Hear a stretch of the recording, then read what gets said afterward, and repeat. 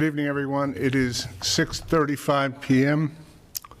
and this is the meeting of the Natick Select Board.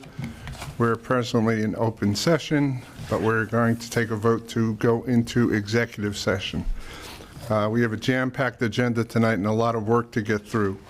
So I ask the board's indulgence and understanding on this, and that there may be some items on the agenda where discussion is just beginning, and I may table the conversation and discussion to a future meeting. The board will be taking a vote to go into exec session. This portion of the meeting is not open to the public. We expect to reconvene open session at 7:15 p.m. The reasons for entering executive session are: A, pursuant to Mass General Laws, Chapter 30A, Section 21A3, to discuss strategy with respect to litigation if an open meeting may have a detrimental effect on the litigating position of the public body, and the chair so declares. D. Clemente versus Town of Natick et al., civil action number 2382, CV 00253. Item B, approve executive session meeting minutes from 8/30/23, which includes: A, pursuant to MGL 30AS 21A2, to conduct strategy sessions in preparation for negotiations with non-union personnel, or to conduct collective bargaining sessions or contract negotiations with non-union personnel, town administrator, fire chief, police chief. B, pursuant to MGL Chapter 30A, Section 21A3, to discuss strategy with respect to collective bargaining or litigation if an open meeting may have a detrimental effect on the bargaining or litigating position of the public body, and the chair so declares. From 10/4/23, item A, pursuant to MGL 30A, Section 21A3, to discuss strategy with respect to collective bargaining or litigation if an open meeting may have a detrimental effect on the bargaining or litigating position of the public body, and the chair so declares. Justin George versus Town of Natick Fire Department, parens MCAD docket number 21BEM 01327/EEOC docket number 16C-2021-01261. Item B, pursuant to MGL Chapter 31A, Section 21A3, to discuss strategy with respect to collective bargaining or litigation if an open meeting may have a detrimental effect on the bargaining or litigating position of the public body, and the chair so declares. Peroni versus Natick, number 2281-CV-02666 in Middlesex Superior Court. And finally, pursuant to MGL Chapter 31A, Section 21A3, to discuss strategy with respect to collective bargaining or litigation if an open meeting may have a detrimental effect on the bargaining or litigating position of the public body, and the chair so declares. Deputy Fire Chiefs Association, Local 1707, International Association of Firefighters, AFL-CIO. So moved. Thank you. Do I have a second? Second. Voice vote is Mr. Sidney. Yes.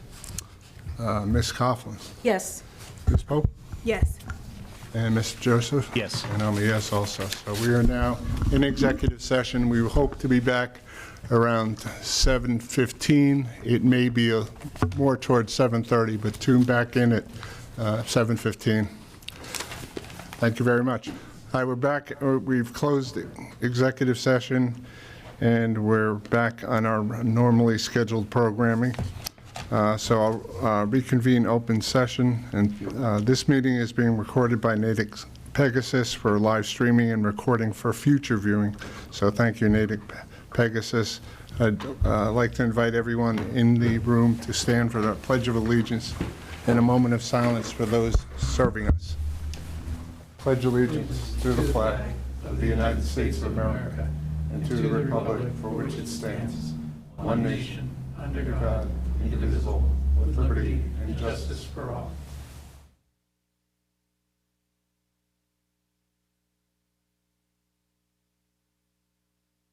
Thank you.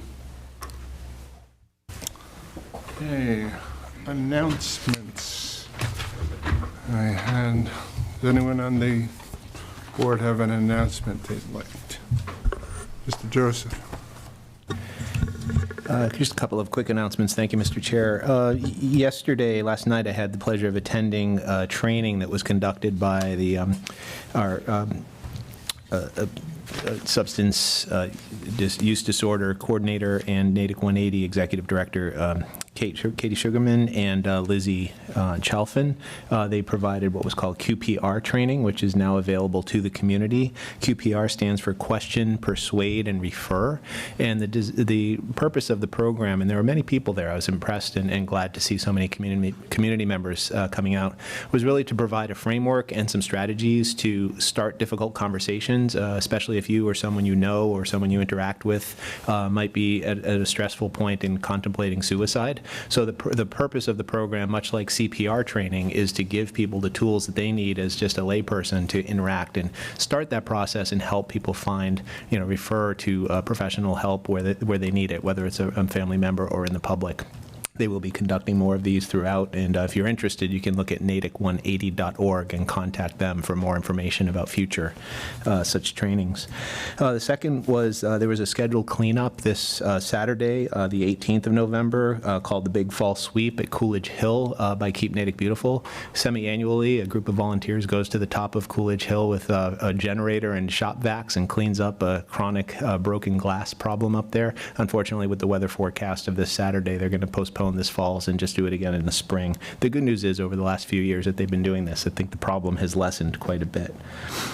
And lastly, I just want to share primarily with the board, but also the community that's following this. I did get contact from Representative Dave Linsky that the home rule petition that passed fall town meeting in 2022 focused on eliminating the seating requirement for establishments of alcohol did make it out of committee with favorable recommendation. So that is now going back to the legislature, hopefully for action at a future date that he is working on. So hopefully we'll see some action on that coming into the new year. Yeah. And I want to thank Representative Linsky for ushering that through. Awesome. Thanks for those updates, Mr. Joseph. Anyone else? Anything? I got a couple from Natick Center Associates. First item from Natick Center Associates is Natick's Night Out, Thursday, November 16th from 6 to 8 p.m. in Natick Center. Enter to win a gift card at the participating shops using a passport from participating stores Calliope, Papari, I'm sure I'm butchering that one, Five Crows Gallery and handcrafted gifts, Bailey B, Paper Fiesta, The Hive, and Unity. So that again is November 16th, 6 to 8 p.m., so that's tomorrow. If you're not doing anything, please patronize these local businesses in the holiday season. Next item is the Small Business Saturday, which is November 25th through December 10th.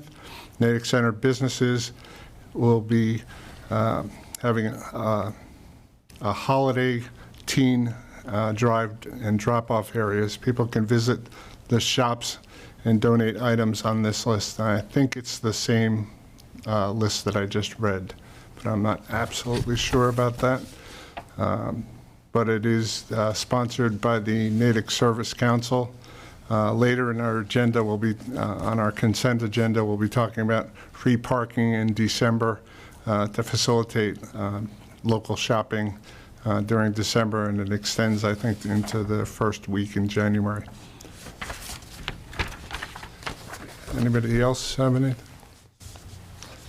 Okay, let's move on to public speak. Any individual may raise an issue that's not on the agenda, and it will be taken under advisement by the board. There will be no opportunity for debate or comment by the select board. This section of the agenda is limited to 15 minutes, with any individual limited to 5 minutes. Mr. Joseph.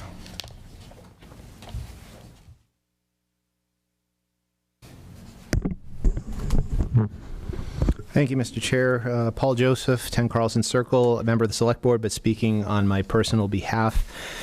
I just wanted to reiterate for the community's benefit, now that town meeting has adjourned, that there's a parallel process going on in the community that's focused on collecting signatures to potentially add a charter commission as a ballot question to the spring 2024 town ballot.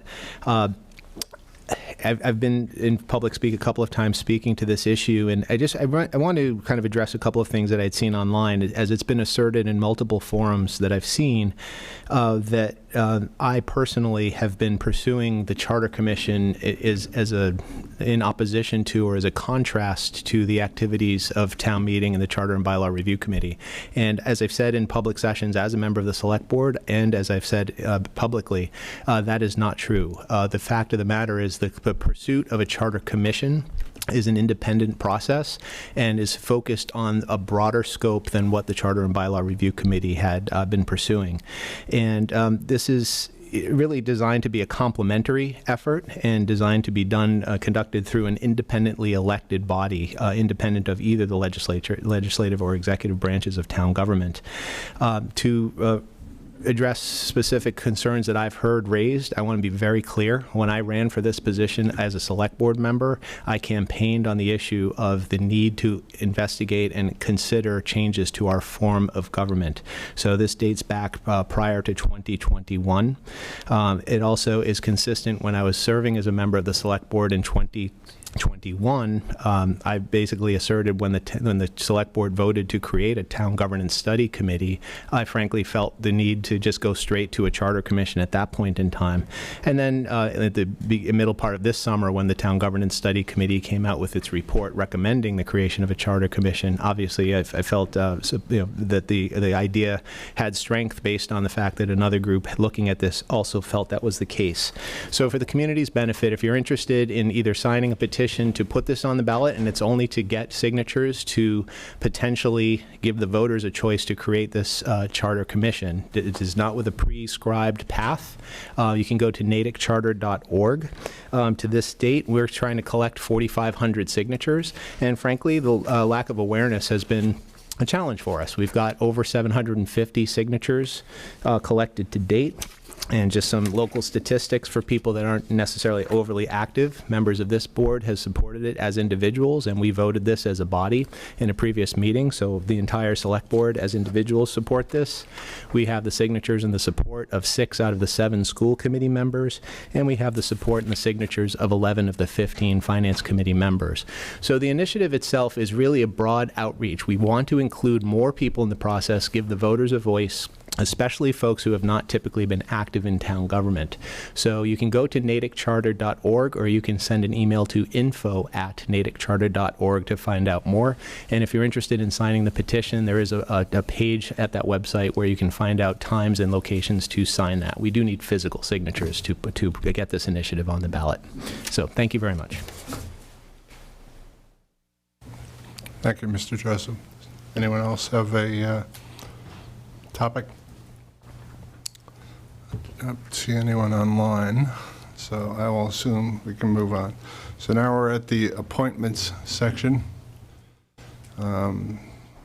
We appear to be well ahead of our pace. So probably on which ones? Okay, so let's shift this discussion. I know some of the people are in the room here, so it was slated for 7:55, and so we're like a half hour ahead. I don't know how this is even possible. Okay. So we can, however, vote to amend the net zero committee charter to add a representative from the school committee. And Ms. Wilson Martin, would you like to take us through that, please?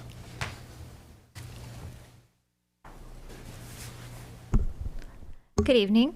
Jillian Wilson Martin, Sustainability Director for the town of Natick. Thank you for having me. Included in your agenda was a memo that I wrote that outlined the town's efforts on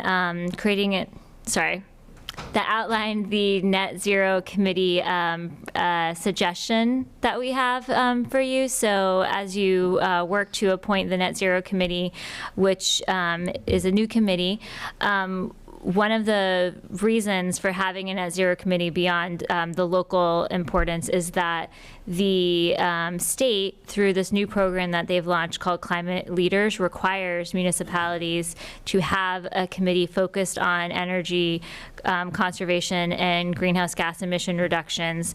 And in learning about what they would require from a committee, we learned that they would want to have a representative from the school committee included in that. So when we had presented the net zero committee proposed charter previously, that hadn't been considered, and coming to you tonight to recommend adding that. In my memo, I do suggest having the school representative be a voting member. And I actually did consult with DOER today about that, and they prefer that, though they said it wasn't a hard and fast rule. In doing so, I recognize that that would mean we would have an even number of people on the committee, and I know that would be unusual. And I really defer to the board on that. I don't believe that will be an issue, and I actually, in some ways, think it would be great for us to have a model that pushes us to have strong consensus on issues where this board may be voting, though I don't anticipate a lot of votes happening. And the Net Zero Committee wouldn't be a committee that has any control over budget or any decisions that would, where if there was a stalemate in a vote, that it would really interrupt town operations or the town overall. So I just bring that to you for your consideration, and I defer to you on what you think is best. Okay. Questions from the board? Just thank you for your work on this. Thank you. Thank you for all the research you did on that, especially on the whether it should be a voting member or not.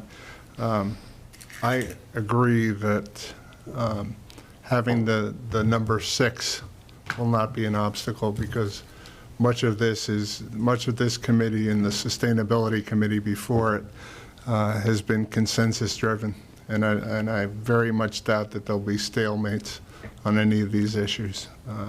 It's an inclusive committee, and community outreach is probably the biggest hallmark of this committee. So I'm supportive of doing that. My question is, and it might be one for Jamie, is what do we have as a board have to do to affect this change? My understanding is a simple just vote of acceptance Yes. of the adding a member to the committee. Good. You've already accepted the charge, you've already accepted the creation of the committee or the adjustment of the prior committee, I think is how you technically voted it. And later tonight, you'd be appointing potential members, or at least interviewing potential members for potential appointment. So adding this is just sort of accepting the recommendation from Ms. Wilson-Martin to add a school committee representative. One question I would have for the board's consideration, maybe for Ms. Martin, is this something whereby the school committee would have one of their members be a representative, or they can appoint anybody and then it's just sort of accepted by the select board? I think that would be at their discretion. I appreciate that, just like the select board, the school committee volunteers are giving a lot of their time in their school committee role. I would defer to them on how they manage their appointments, because I know that they do have designees for other groups or bodies in Natick, maybe not elected or appointed bodies, but like through Natick 180 and things like that. So I would personally defer to them. Yeah. I just think for clarity and transparency, it's just good for the board to be aware of that. Yeah. Yeah. Thank you. Maybe We don't have that in front of us tonight. I don't believe we have. No, but I will add that in the past, in the sustainability committee, we did have a school representative, and that was someone that was a member of the public.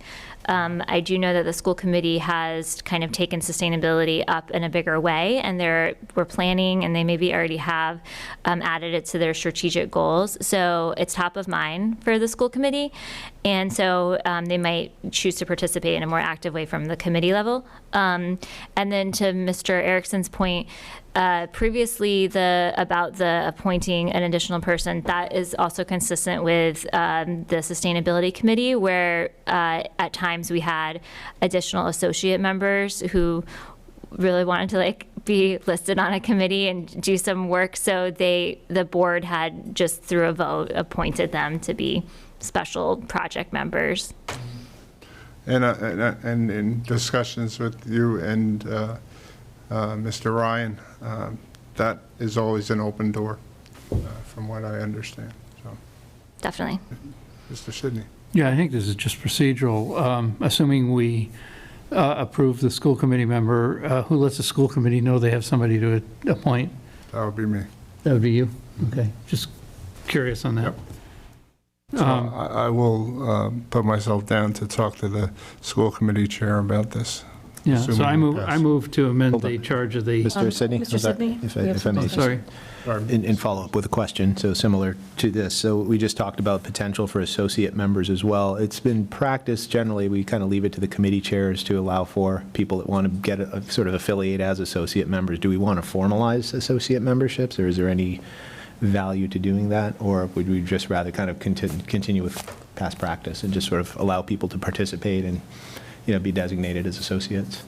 And to clarify, you mean have like the committee itself designate them as associates? Exactly. I think that would be most expedient, so Or we don't task have force. to Yeah, come back to the select board every time. And I think it's nice to recognize people who are working in the committee or with the committee, because our real goal for this committee is that it's a working committee, that we're not just having meetings and that work is happening outside, and that each kind of lead would have a team around them that would not be part of the committee, of the formal voting body.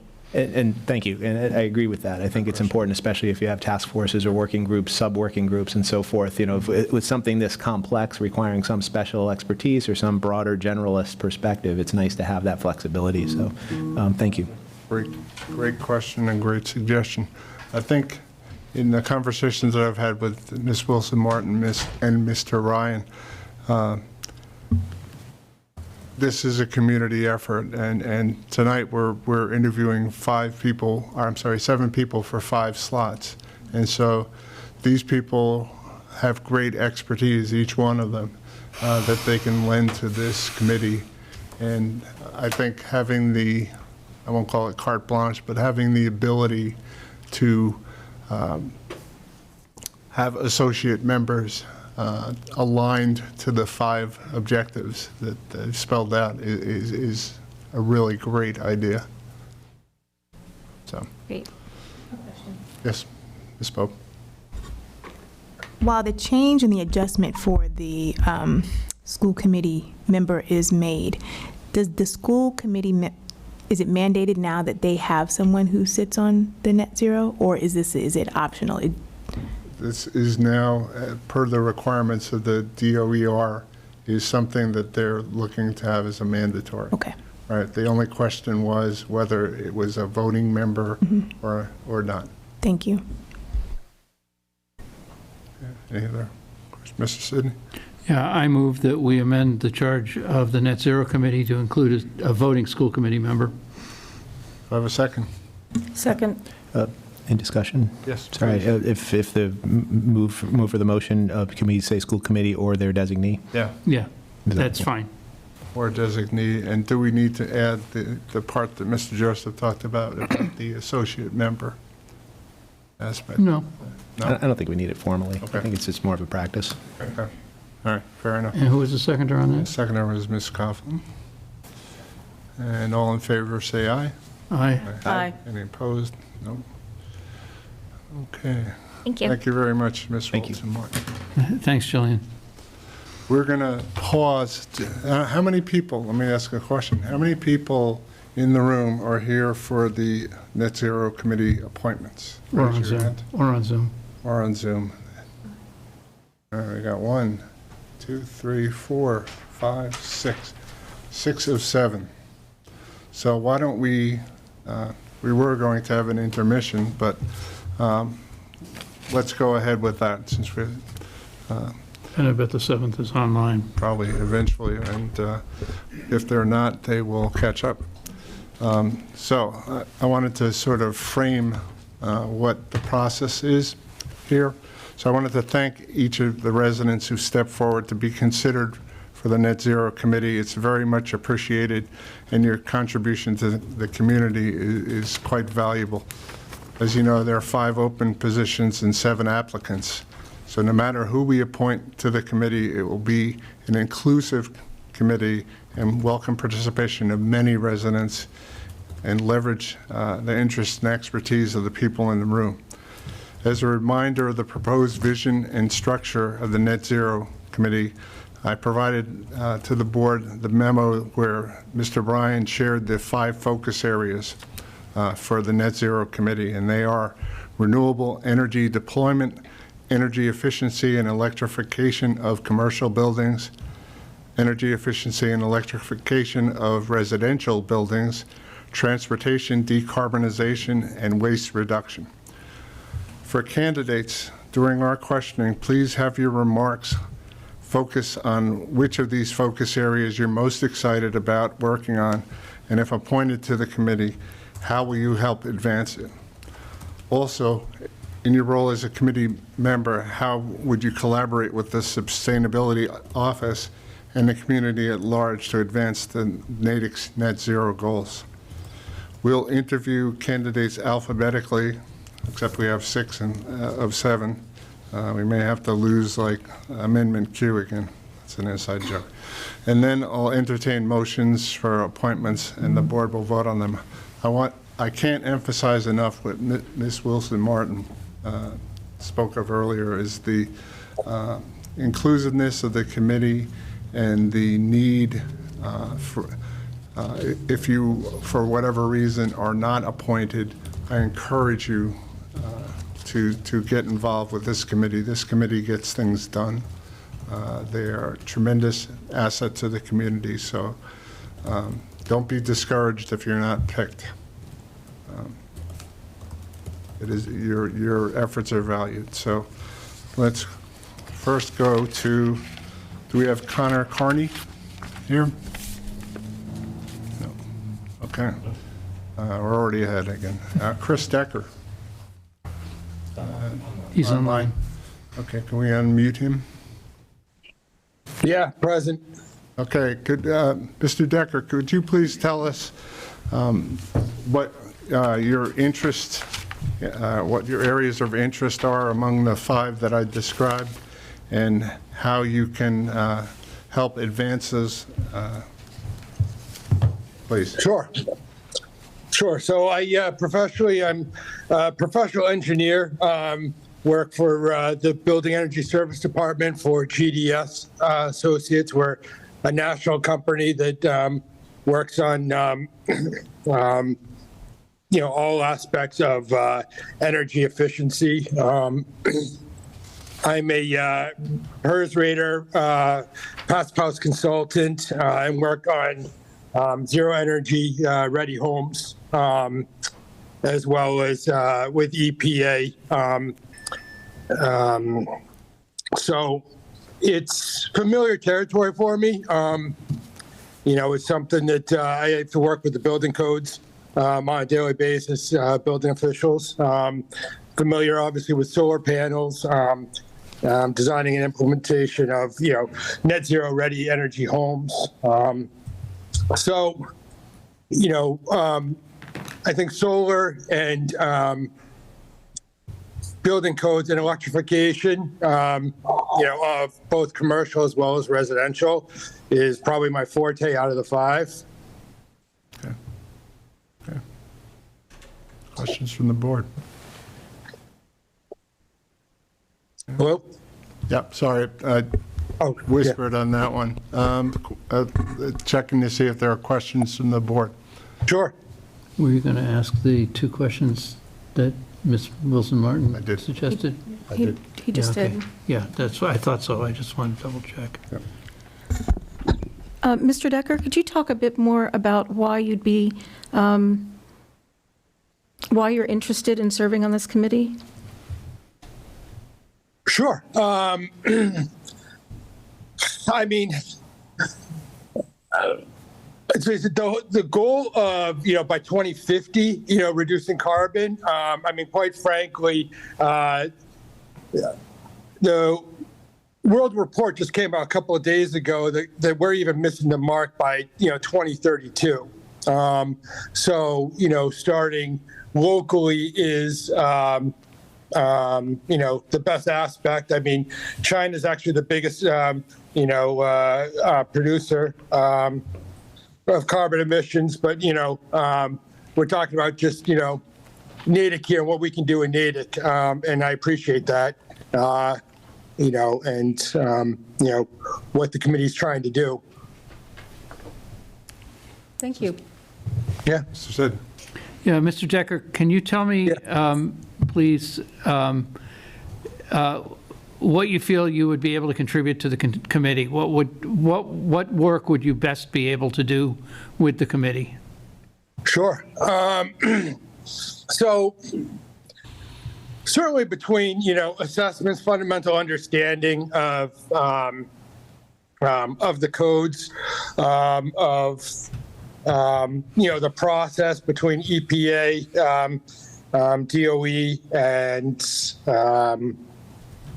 I think hopefully we talk about integration into assessments related towards buildings within the town. For example, RBG, which is a sister company that we're affiliated with, did all the energy assessments when Natick did the high school.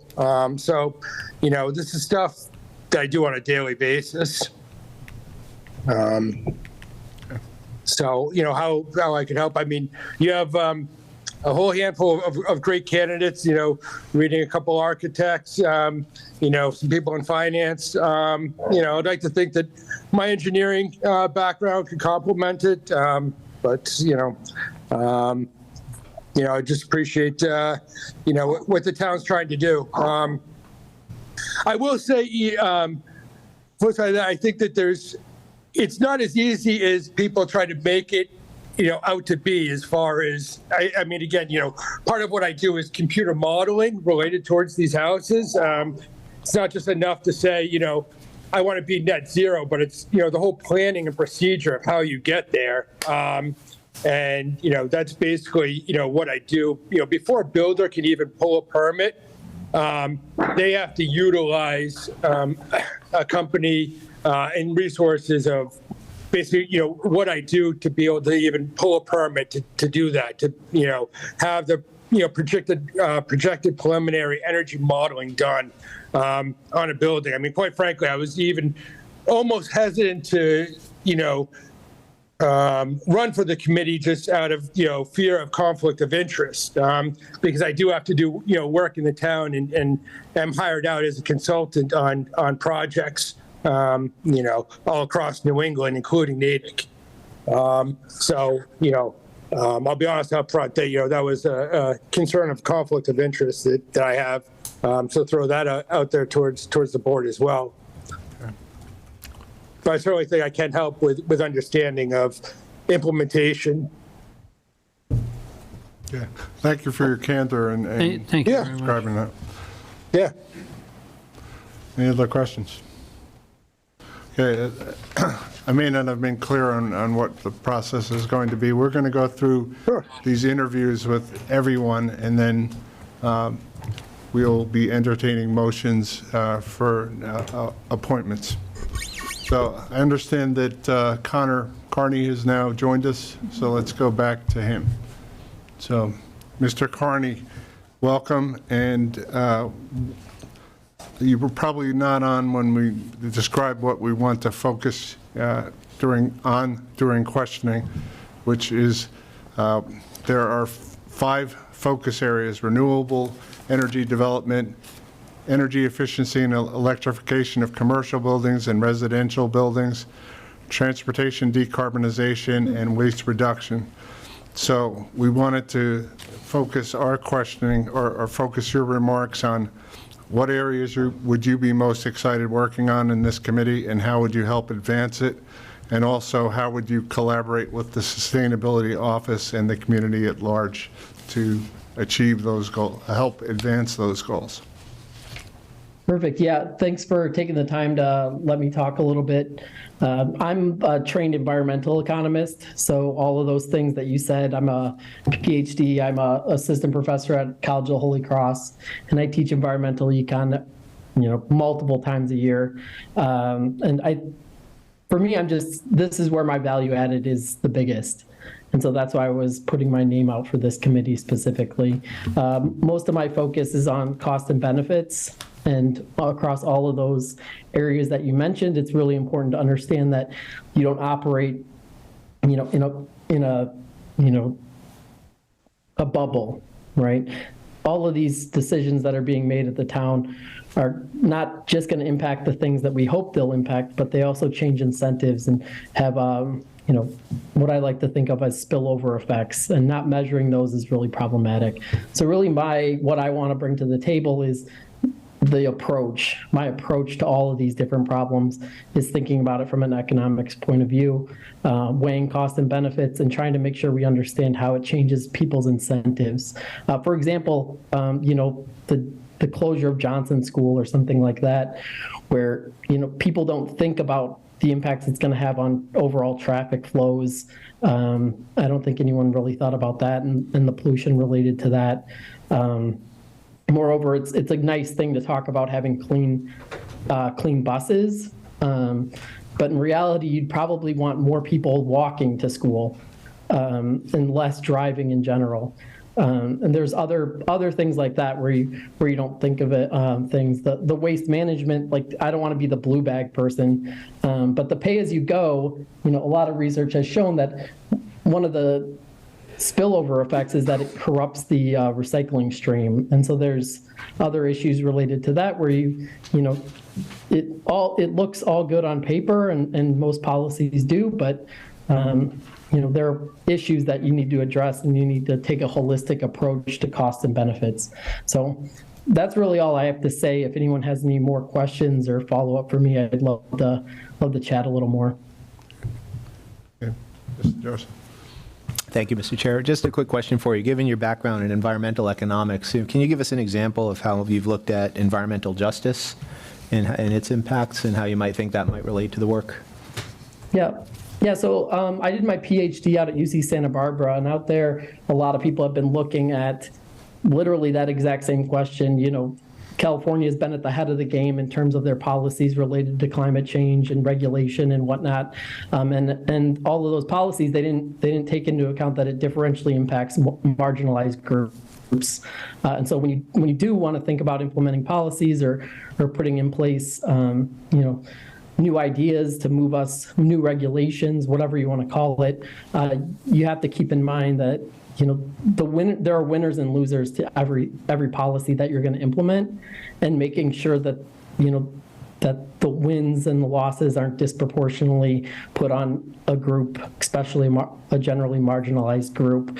So I have a ton of experience. I teach a whole section in my environmental econ on environmental justice. And I that's something I'm passionate about. Thank you. Thank you. Any further questions? Okay. Thank you, Mr. Cardney. Thank you. Next up, we have Mike Frechette.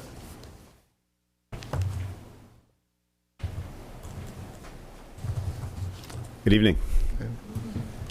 My name is Mike Frechette. Thank you, Mr. Chair and Select Board members and members of the town administration. I am a lifelong Natick resident, member of the Natick Historical Commission and the Design Review Board. During the day, I'm a registered architect at Sasaki Associates, working on institutional and academic projects across the East Coast. Most of my involvement there is helping clients drive strong sustainability targets and helping them implement those targets, looking for opportunities to improve every single project. Most of the enjoyment and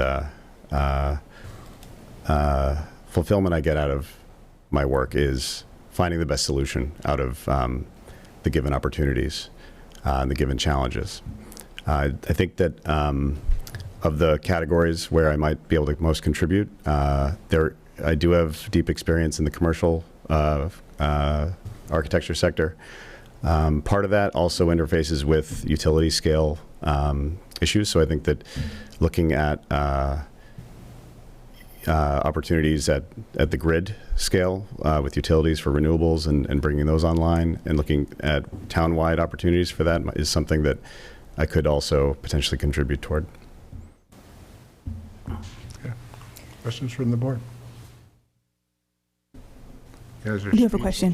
What about your time with the Natick Historical Commission do you think plays a positive role in this? So a lot of what we do there is working with applicants to, in the case of the Historical Commission, either projects that are on Natick's historical registry or otherwise meet the criteria for our review. We're looking at opportunities to find the best path forward. A lot of times an applicant is contemplating an addition or some kind of modification to a historic structure. And we're in a situation where we have to evaluate the project for its potential benefits to the town as a historic asset, but also to, within the realm of the property rights and the purviews of the property owner. And so that kind of collaborative spirit, I think, is something that this committee has will be, I think, tasked with, in terms of when it comes to implementing the Net Zero Action Plan and bringing these ideas and concepts to bear at a town-wide scale. I think the nature of the collaborative relationship is an important thing there. Thank you.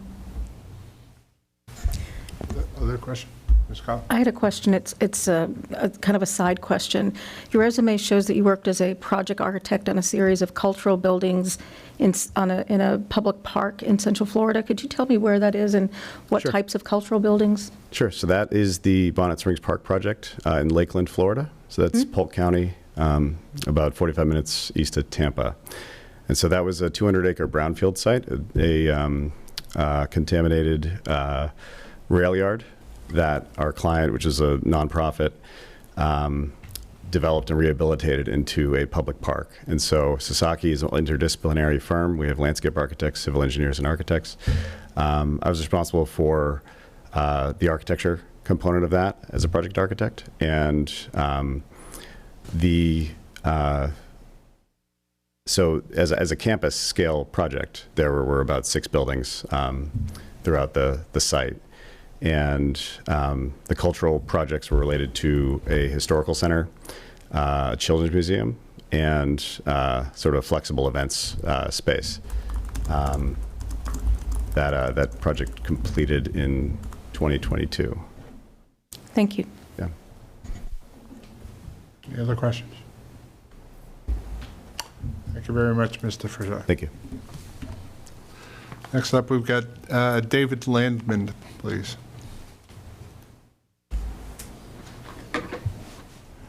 Well, first, thank you for having me. I think I've been here once or twice for a few other meetings, even though I've lived in the town for 23 years.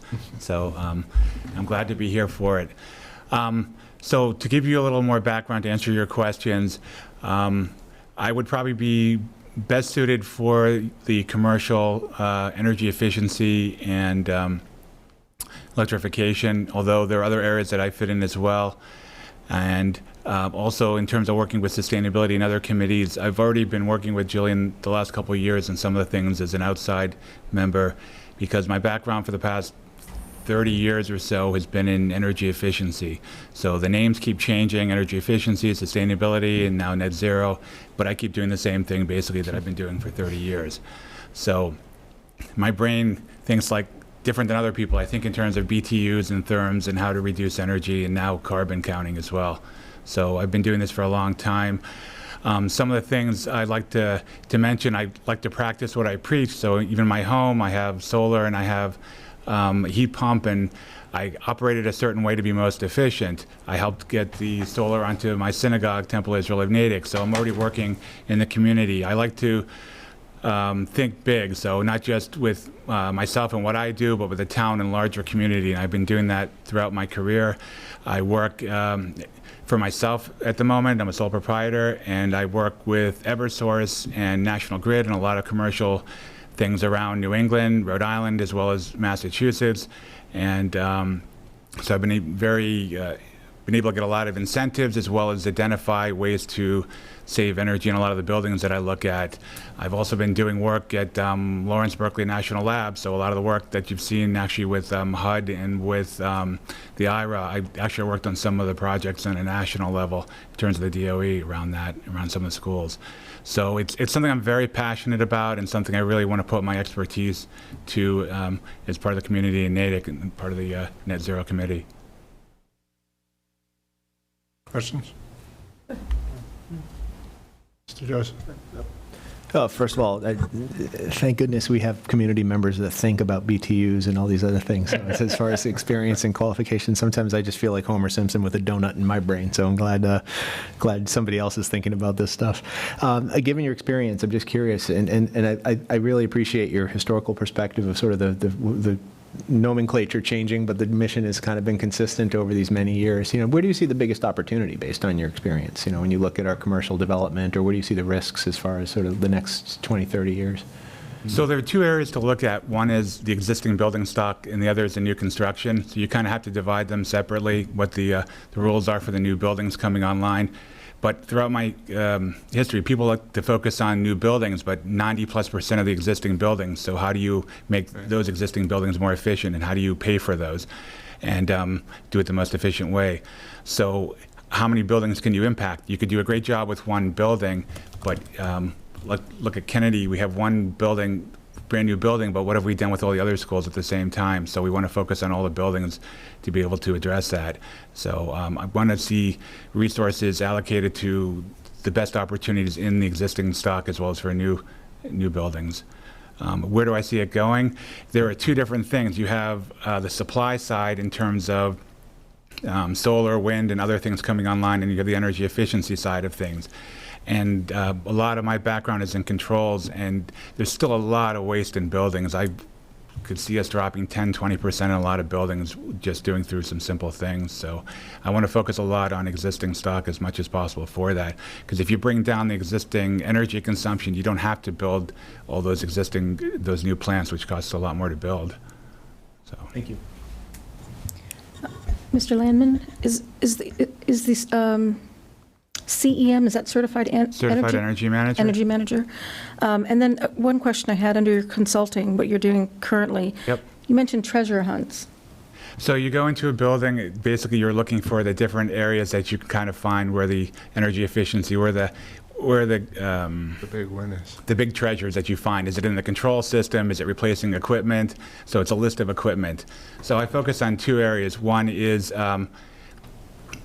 lower or no-cost opportunities, try to do as many of those as possible. And the other side is with the more capital intensive, you want to blend them together. So you don't want to take the old term, again, the terms change. It used to be called cream skimming, so you do everything they pay back in 1 or 2 years. We don't want to do that. We want to focus on long-term as well as short-term together and blend it to make a good package for energy efficiency in buildings. Thank you. Great answer. Any other questions? Thank you very much, Mr. Landon. All right, thank you. Next, we have Ann Lentel.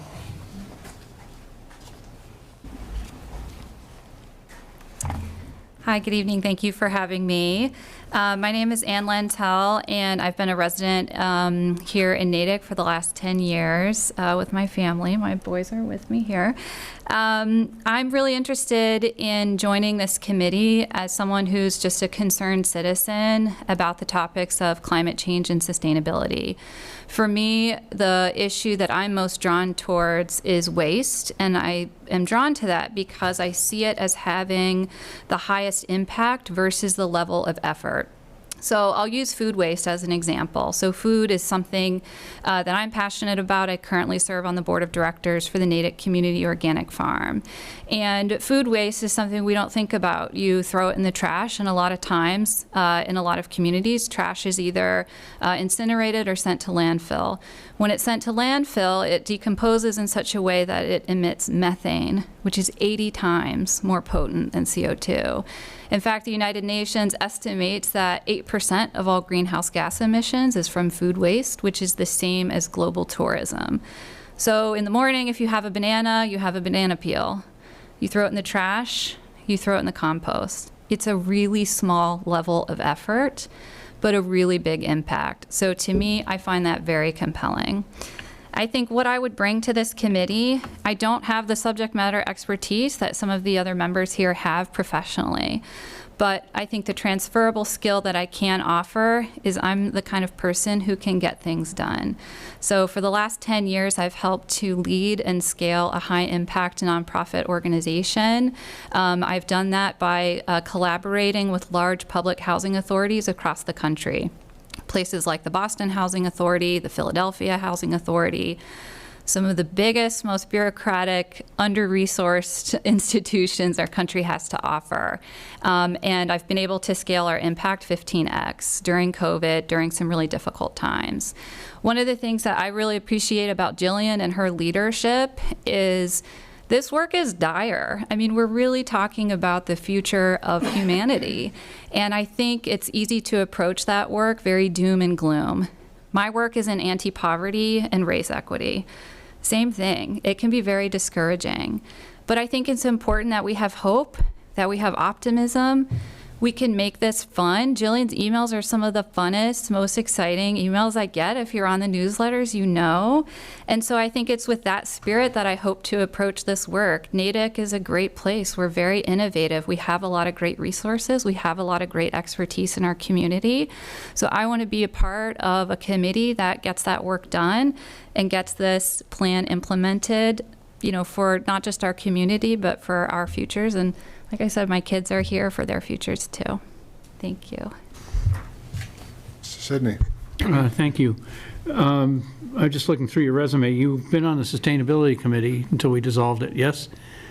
No, so no, I kind of preemptively put that on to demonstrate some of kind of like my interest in the committee, yes. Okay, so I want to, you know, your education is as a CFA and CFP, and I'm wondering, you know, I always think in terms of, you know, transferable skills. And I'm wondering if you could just, like, out of the box pick a couple of things that you think those skills would help on this committee. Yeah, so I would say the first is client service. So in those roles, I work individually with people to build financial plans for their futures. So I think it can be very easy in that practice to say, well, I have all the knowledge and you don't, so let me tell you how to live your financial life. But really, it's the opposite. What are your goals? What do you want to accomplish? Tell me what you've tried. Tell me what's difficult. And then I can come in second and use some of the knowledge that I have to help you implement a plan. So it's, you know, we have a great plan right now. We have the net zero plan, but it's also about who are the people who are in charge of implementing that, and, you know, what are their challenges? What are the roadblocks that they have? How can I listen to that and understand that to help them be successful in achieving the targets that are set in this plan? Thank you. Thank you very much. Any other questions? Mr. Joseph?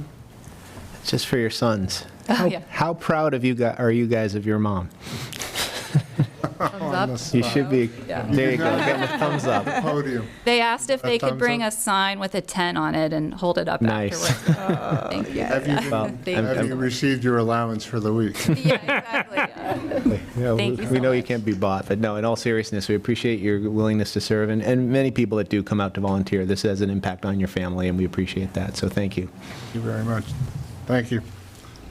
Next up is, and I hope I'm not mispronouncing your last name, Maria McMorrin? Correct. All right.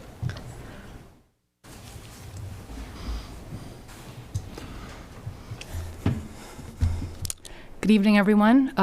Maria McMorrin. I've been a resident now for about 8 years, And I am also a registered architect. I work with Architectural Resources Cambridge downtown. In my professional life, I do focus mostly on institutional type buildings.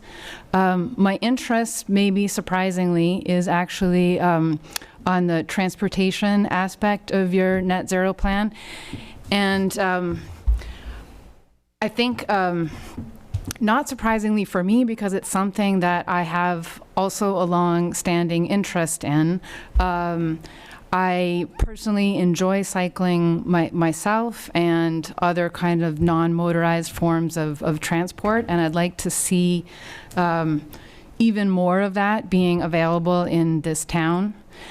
In terms of my professional expertise and how I think that can help contribute to the committee, a lot of what I do every day is lead teams, and part of that is figuring out who needs to be part of the team, trying to figure out what the problem is that we're trying to solve, and then listen to the different people who have expertise in different areas and try to first analyze the problem and then synthesize the approach to solving the problem. And the nature of the buildings that I work on, they're fairly large. Typically they're in the 20 to 60,000 square feet range, and multi-million-dollar projects. So I also deal with owners and users and people who have interest in the end result. And so I think working on transportation as well as buildings, part of my goal would be to seek out what's already been tried in the town, what's worked, what hasn't worked, and find out who the people and resources are that can help me and us develop new opportunities for expanding our transportation here in town. And in particular, I'm quite excited about some of the things that I saw you already have listed in the plan, goals like looking into ride share, bike share, trails, charging stations. I think as some of the others here have said already, this is a big problem, and it's going to take all of us, and we need to think holistically and big picture, and we need to not dismiss crazy ideas out of hand. We can listen to lots of people and find all sorts of ways to attack this problem that we're facing now. So, thank you. Thank you very much. Questions from the board? Thank you. No. Okay, thank you very much. Thank you. Oh, thank you. Okay.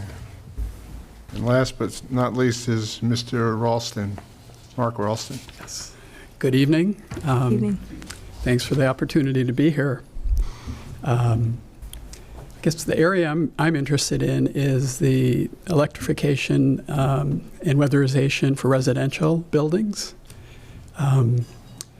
My wife and I moved here a couple of years ago, and I was looking for a way to participate in the community and meet some of my neighbors as well.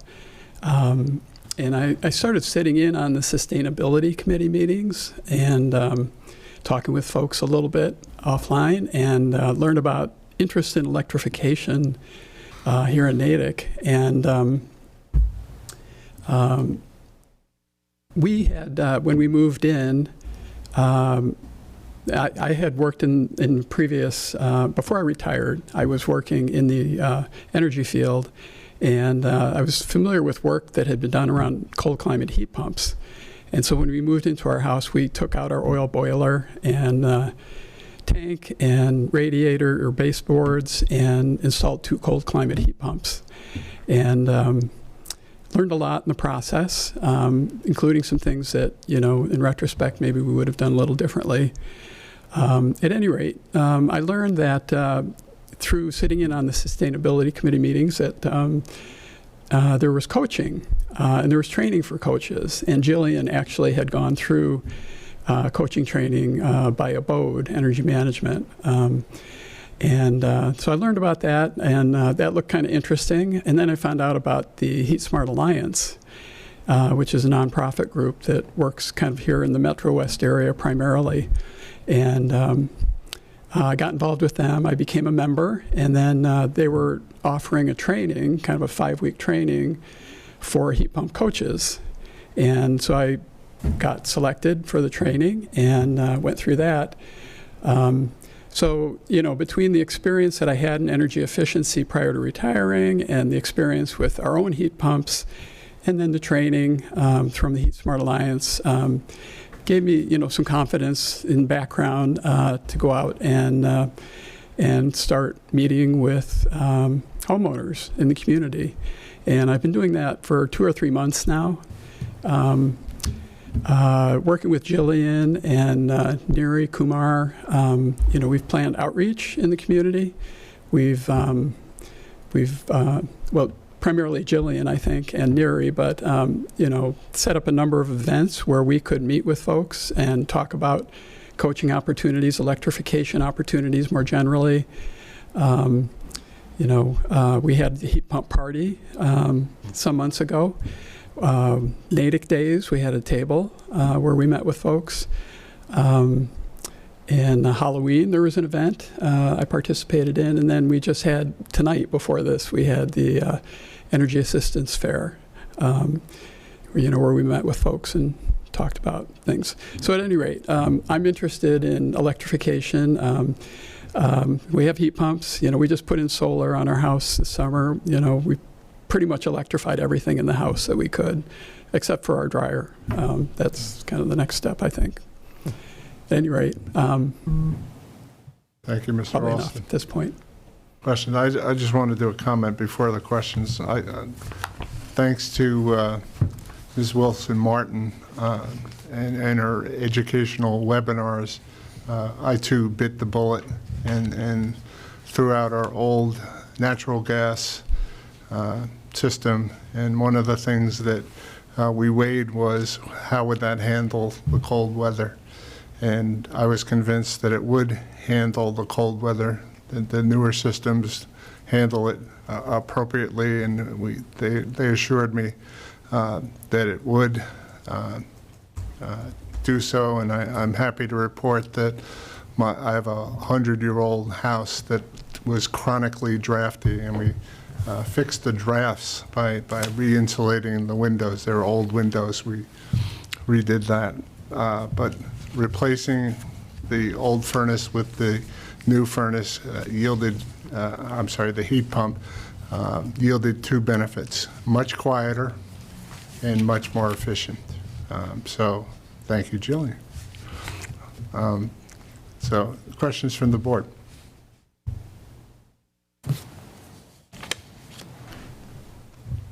No? I think I'm good. Ms. Pope.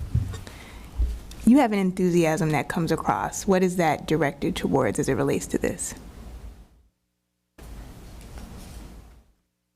Well, certainly promoting heat pumps in the community. I mean, we've got to convert a lot of buildings in Massachusetts to heat pumps, and electrification generally, but heat pumps is, one of the major sources of, energy demand in the home, probably half to 2/3. So, if we can make a big dent in that, that's pretty important.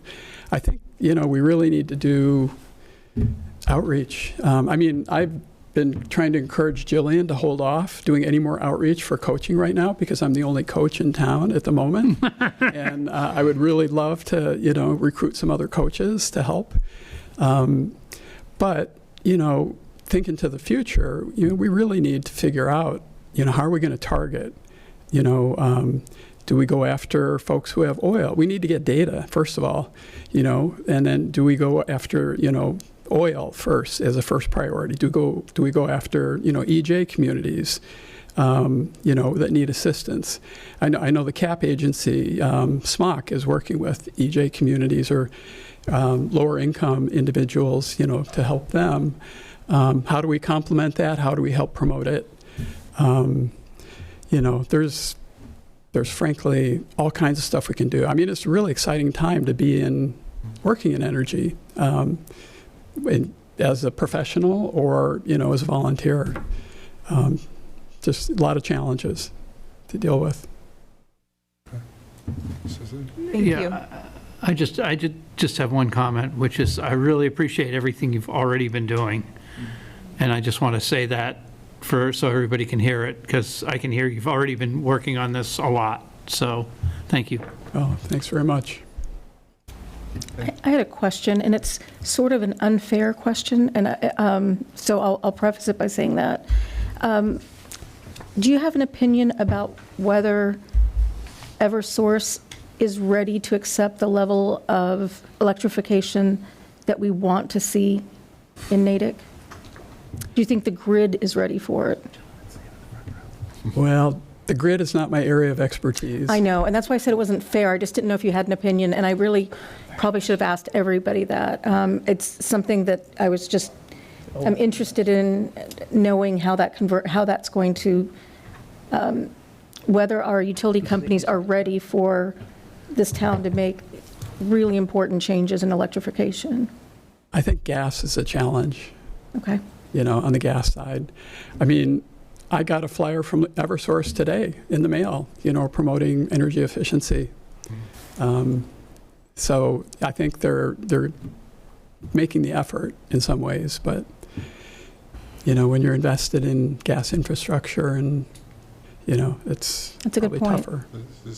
I thank you for that. It was an unfair question. I know it's not your area of expertise. That's a good answer. Thank you, though. Very good answer. Okay.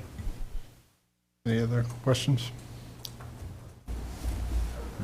No. Okay. Thanks for the Thank you, opportunity. Mr. Ross. So next steps, we have 7 applicants for 5 positions. So we can do one or two things. We can offer a slate of people. Personally, I'd rather have individuals be nominated and then votes taken. Before we take any votes, I will reiterate the fact that all of you are welcome on this committee, and it is going to take, many of the applicants have stated that it takes a whole community to make this happen. It's not just the people who get nominated to this. There will be associate members and opportunities to really take advantage of the expertise and the passion that each of you possess. So no matter what happens next, please stay involved. So do we have any motions? I nominate David Landman. Do I have a second? Second. Okay, that is moved by Mr. Sidney and seconded by Ms. Coughlin. All in favor? Or do you need discussion? Discussion? Do you want it? Sure. I mean, he's already been, he brings a wealth of commercial, and he's also familiar with working with Ms. Wilson Martin. Mm-hmm. And it was clear from his discussion that he's got expertise that will help us further these goals. Okay. Ms. Coughlin? Okay. All in favor, please say aye. Aye. Aye. Aye. All right, that's 500. Further motions? Aye. Mr. Joseph, I saw him first. Yeah. I'd like to nominate Ann Lentell. Second. Okay. Mr. Joseph, in discussion. Well, at the risk of you had me at get things done, that's something that I know my wife does not allow me to ever claim. So I'm glad you're somebody that's focused on productivity as well. But in all seriousness, I mean, the concept of food waste and bringing it to a global scale and the scope of what you're looking at, I was very impressed with sort of that perspective. And this goes pretty much across the board. I think everybody brought in some very insightful, I look at this entire challenge as what's the focal length to Ms. Coughlin's most recent question, what can we achieve? Practically speaking, we might want to do a lot of things, but if the grid is not equipped to take our improvements, that's a practical problem. We've got issues with, why aren't we running, hydrogen electric trains already on our commuter rail? There's MBTA problems. I mean, we've got a lot of big challenges in front of us that are systemic that we can't control. But I do like that many of the candidates, and you as well, Ms. Lentel, spoke to sort of, what can we focus on, what can we achieve incrementally as well. So I think that's important, and I appreciated that. Thank you, Mr. Joseph. Mr. Sidney? Yeah, just first of all, ditto to everything he said. But I also love that you're involved with kids. Your mic's off. Sorry, thank you. My mic was off. Ditto to everything Mr. Joseph said, and I just love the fact that you've been so involved in town already with kids. As somebody who started getting involved when my daughter was 5, I really know how hard that is, and I appreciate it, and I can see you're really committed, so I appreciate that as well. Any other thoughts? Okay, all in favor, please say aye. Aye. Aye. 500. Further motions? Mr. Chair, I'd like to nominate Connor Carney. Second? Okay. Any commentary? Yes, I think after spending 20 years in academia, I'm normally disinclined to embrace an academic. But I think having an economist who can measure unintended consequences and who has a track record of publications that work in environmentally salient topics would be very helpful. And I also would like someone who is going to be looking at data and data-driven solutions. So that's what caught me with Mr. Carney. Mr. Sidney? Oh, sorry, Mr. Just Thompson. Yeah, no, again, I ditto that. I think the examples brought up, making economics relatable to the everyday is not an easy skill. The notion, and I don't want to get into the politics of closing Johnson, but the idea that when we make a decision that has an implication, traffic, it's not intuitive. I learned at an economic development committee meeting recently that Abbey Labs is actually recycling concrete and saving literally 200 diesel trucks hauling concrete out and bringing new concrete in. It's going to be noisy for a couple of days for the neighbor, but the long-term benefits environmentally are tremendous. And these are things that aren't intuitive to lay people like myself, and I was appreciative of Mr. Carney's sort of making it accessible. Any other thoughts? Okay, all in favor, please say aye. Aye. Aye. 500. Mr. Chairman, Mr. Sidney? I nominate Maria McMorran. Second. That is Mr. Sidney and Ms. Pope. I love the fact that you're both an architect and deeply interested in transportation. I think that those are going to lend to problem solving. It also adds to the diversity of experience that we've already assigned to this committee. And I think that's also important. So I really appreciated what you said. And so thank you. Ms. Pope? Ditto. Ditto. Okay. Any other comments? I just want to comment on how difficult this process is. I mean, we have 7 people who are extraordinarily, Outstanding. that we would benefit from their expertise, their public service, demonstrated public service, their professional backgrounds, and this is a very difficult process. And that was the only comment I had, Mr. Chair. Thank you, and I'll ditto that one big time. Okay, all in favor, please say aye. Aye. Aye. Mr. Chair, I would like to nominate Mark Ralston. Second. Ms. Pope and Mr. Sidney. Pope. I appreciate Mr. Ralston's enthusiasm. I think you're going to need that. Ms. Lintel talked about hope and optimism, and I think with issues this large, you need to attack them with enthusiasm. And so where he has a skill set, where he has he's already working with the town on this issue, he's already coaching our residents, the enthusiasm behind it, I think, is important to, get people rallied around a really tough and sometimes seems overwhelming issue. So I think that will benefit and keep the morale up in this committee and beyond. Yeah, and ditto all of that. And also, again, back to the diversity of experience. Mr. Ralston is very interested in residential, and so he's going to be our residential advocate on this committee as well. So I really appreciate that as well. So thank you.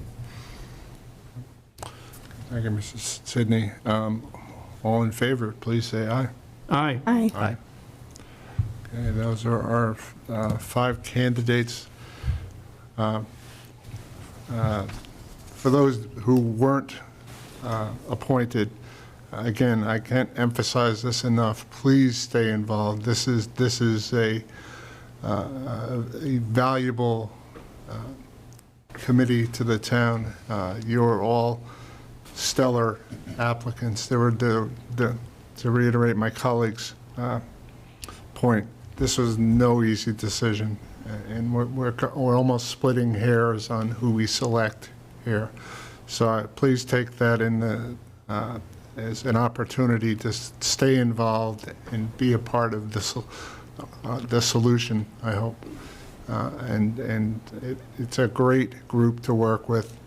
Jillian does a lot more than put out great newsletters. She's a force of nature, as all of you who worked with her probably have figured out by now.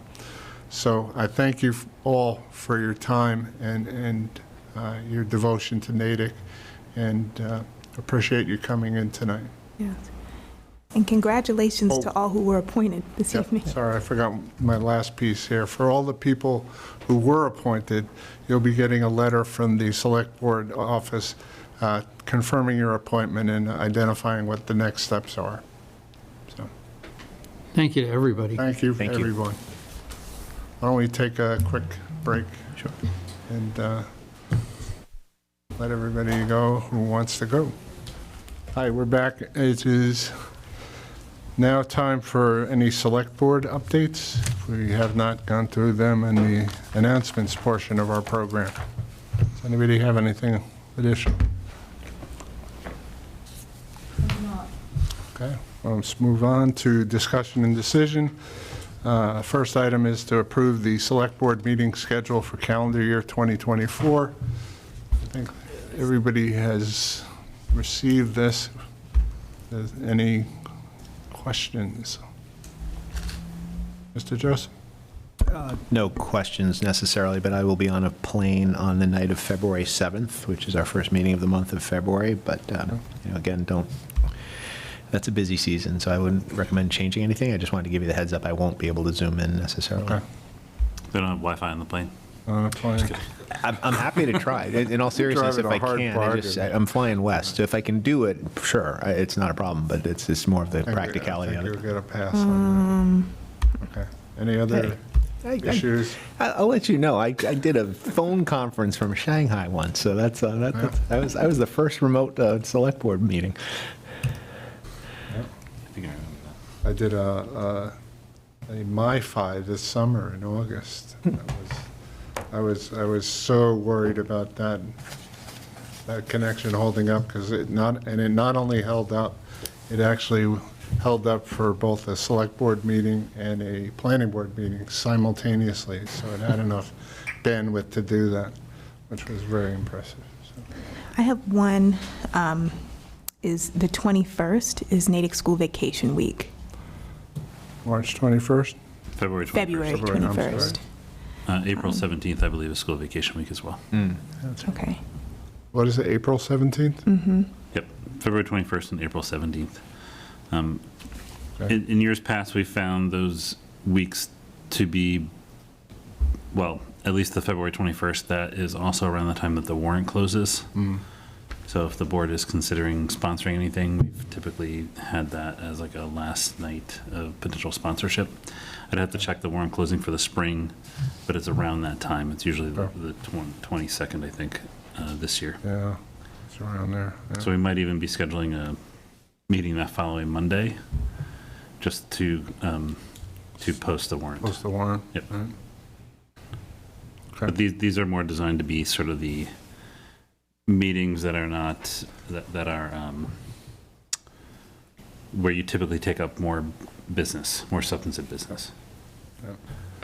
And also, this is also to trigger the planning board's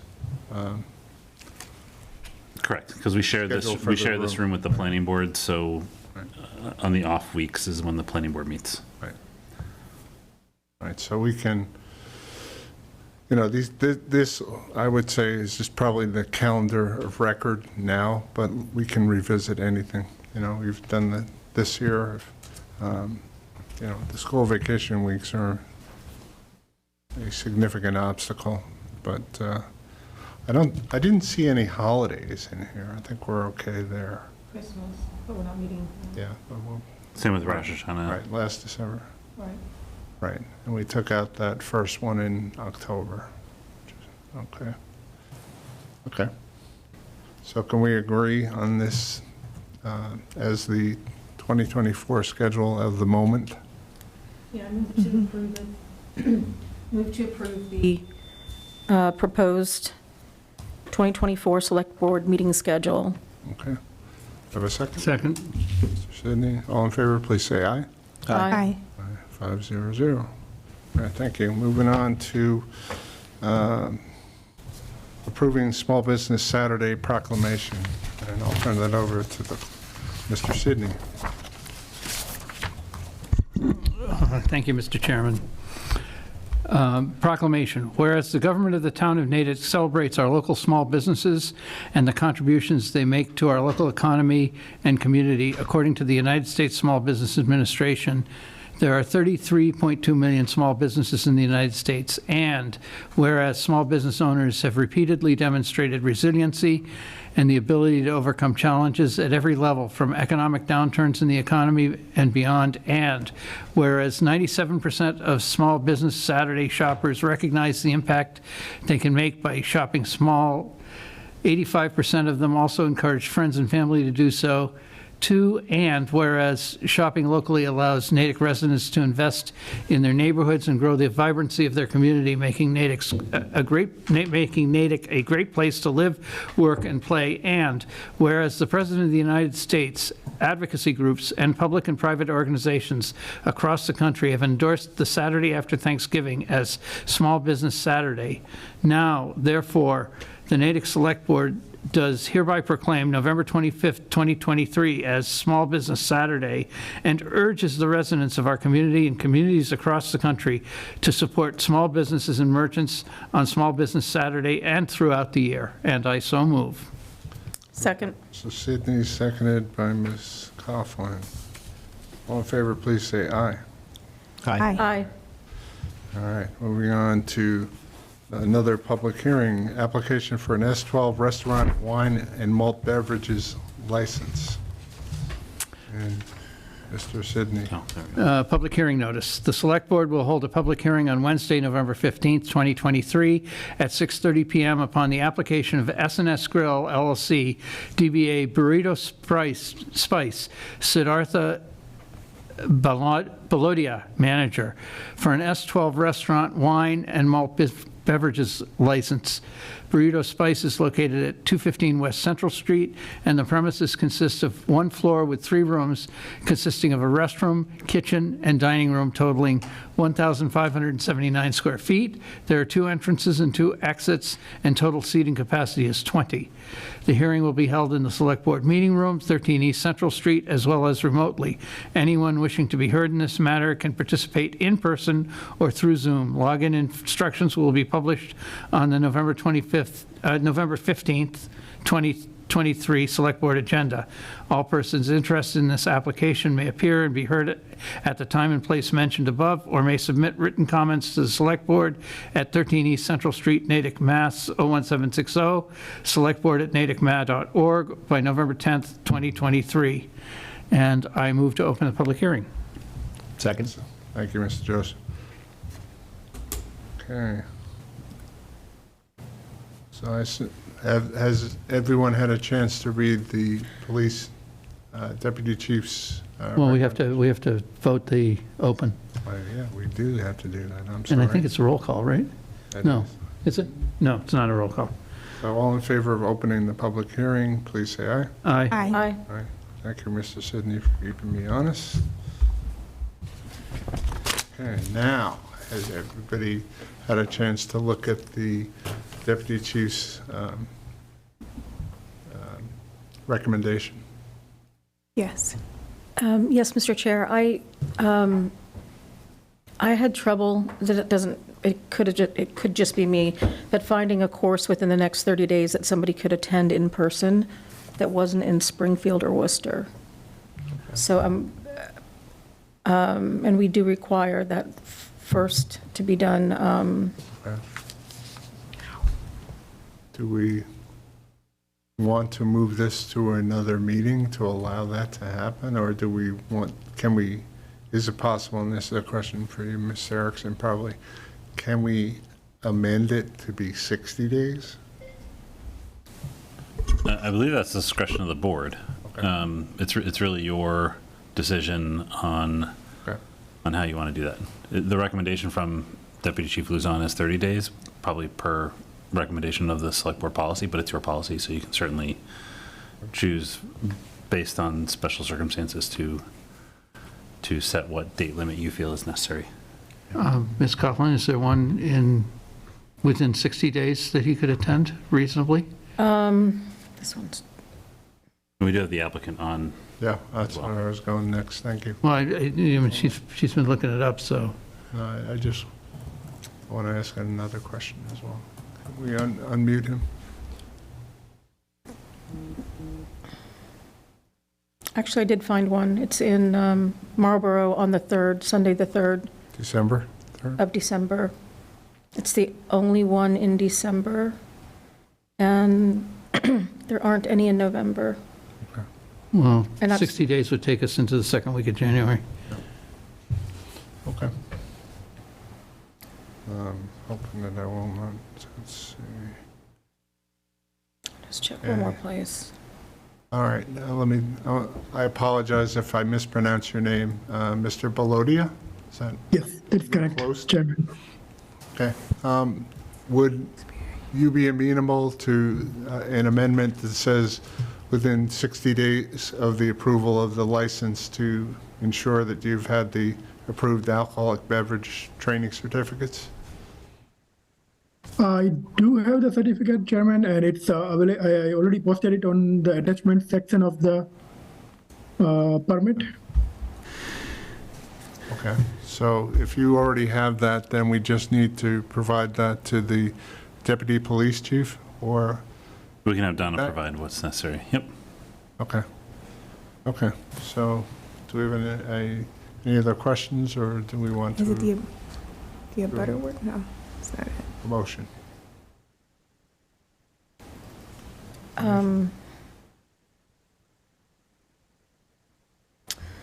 Move to approve the application of Mr. Siddhartha Balodia for Burrito Spice, Natick.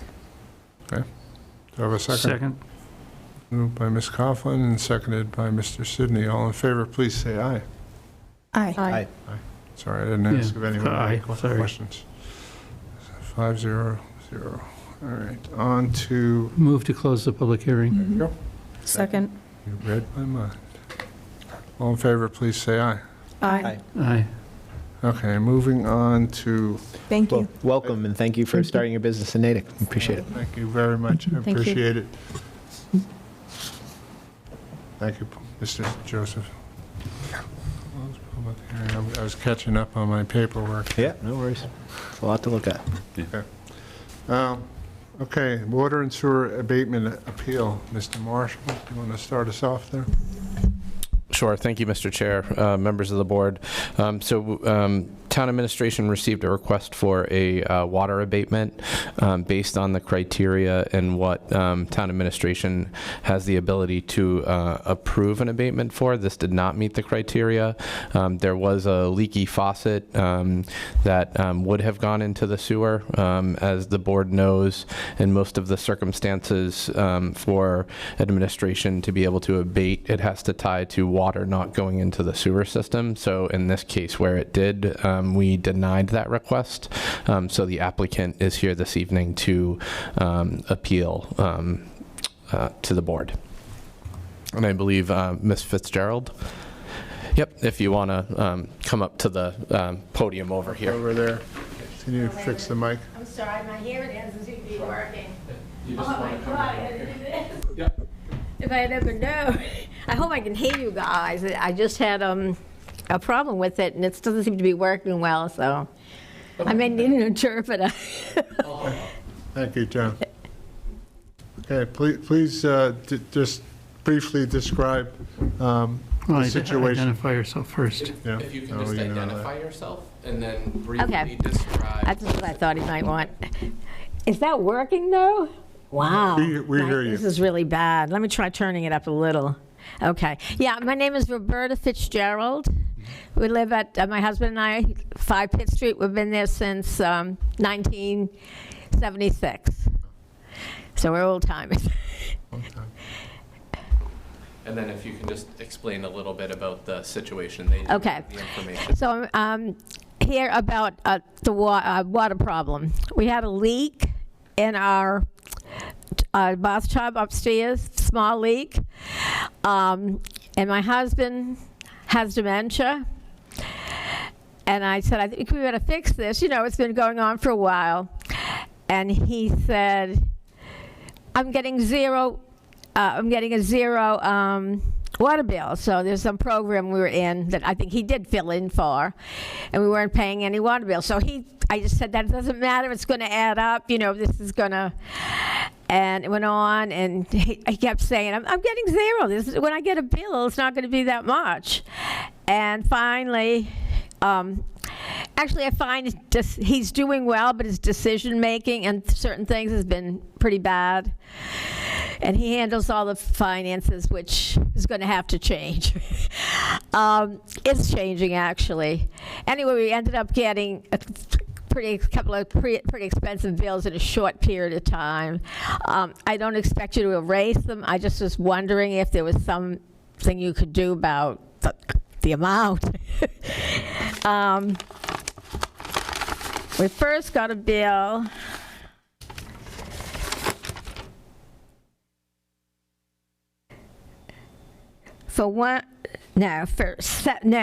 I'm sorry. 129.24. Then the next bill, which wasn't that far down the line, was $797. And the last one, I think that's the last one we got. And, you know, it's just really almost impossible for us to, like, maybe we could pay by, you know, slowly, or if it can be reduced a little bit. I don't know if there's anything you can do I know we don't fit into the regular criteria, but I just thought I'd give it a shot. John, could you ask just a question as far as income level without getting too detailed? I can't believe I can't hear him with the microphone. God, I better go back to my audiologist. Yeah, so the board just had a question on financial hardship. If you could, you know, they don't want you to necessarily get too much, but just if you can just explain a little bit about, you know, the payments. Yeah, or just about what, you know, what you might be able to, or what. Yeah. Well, like I said, we could pay, you know, so much a month. You know, we just can't put that out, that the house, we need some things in the house. We've got a sink that we've shut off because, and one of the reasons he hesitated is the plumbing is so old. It's the original plumbing in the house. So he was afraid it was going to be outrageous. It turned out it wasn't. But I just couldn't convince him, you know, it's just difficult. And just a few other things have happened since this. I just thought maybe you could help us a little bit. Thank you. We will do our best. And I also can't hear, as you can see. That's This has been supposed to have been repaired. I can't believe it. We will take care of you, and your translator we need back here for that discussion. So we will talk amongst ourselves, and you can Sit down? please have Okay. a seat. Yeah, and we will Thank you. get back to you with the result. So let me ask One thing after another. Mr. Marshall to talk about his suggested course of action, or potential course of action. Mr. Chair, so the resident who's appealing the request, did mention that they do qualify for a plan that the town has, which does address a reduction in cost for the water and sewer portion. Part of our one of the programs that the resident qualifies for. So basically, up to a certain amount of units, they do not have to pay for that usage. So it's on tiers 1 and 2 of the water structure, and it's something that's approved every year by the board as part of the different tiers. So you'll see it in the 2024 water and sewer rates. So in this instance, because they went over the allotted number of units per billing cycle, then that triggered them going to tiers 2 and 3. If this was an instance where they didn't have that qualification and there was a high use, one of the things that the board has considered in the past is dropping usage down to tier 1. So the water and sewer portion would go down to tier 1. Something that the board could consider would be reducing the rate over the allowable units down to tier 1 and 2, which would reduce that cost for those for the bill. Let me just ask a follow-up, which is, of those two options, which would be the greater net benefit or net reduction? Or are they similar enough to just say 6 of one and a half dozen of the other? Reducing down to tier 1 for the water and sewer portion would be the most beneficial, although if you looked at what the board has done in the past with reducing down to that lowest tier, actually in this instance, because they're qualifying, reducing them down to that first tier would actually potentially put them at 0 as well. So if you followed that logic from what was done in the past, you would reduce them down to the lowest tier. By putting this bill down at the lowest tier, that actually puts the charge at 0, because tier 1 for someone who's qualifying for this program is 0. The other way you could look at it is say, well, it went over the allotted usage, so we'll look at the tier structure for just the average ratepayer, and we would look at tier 1 for that payment. And in that case, it would be $2.52 for the water portion and $7.12 for the sewer portion. Is the abatement or the amount paid? That would be the total. That would be the amount paid, and then that would be for the units over the allowable units. So that would basically be about 20 units. Okay. So to help me to understand, they had bills totaling $825. Are you saying that we can reduce that to roughly $10?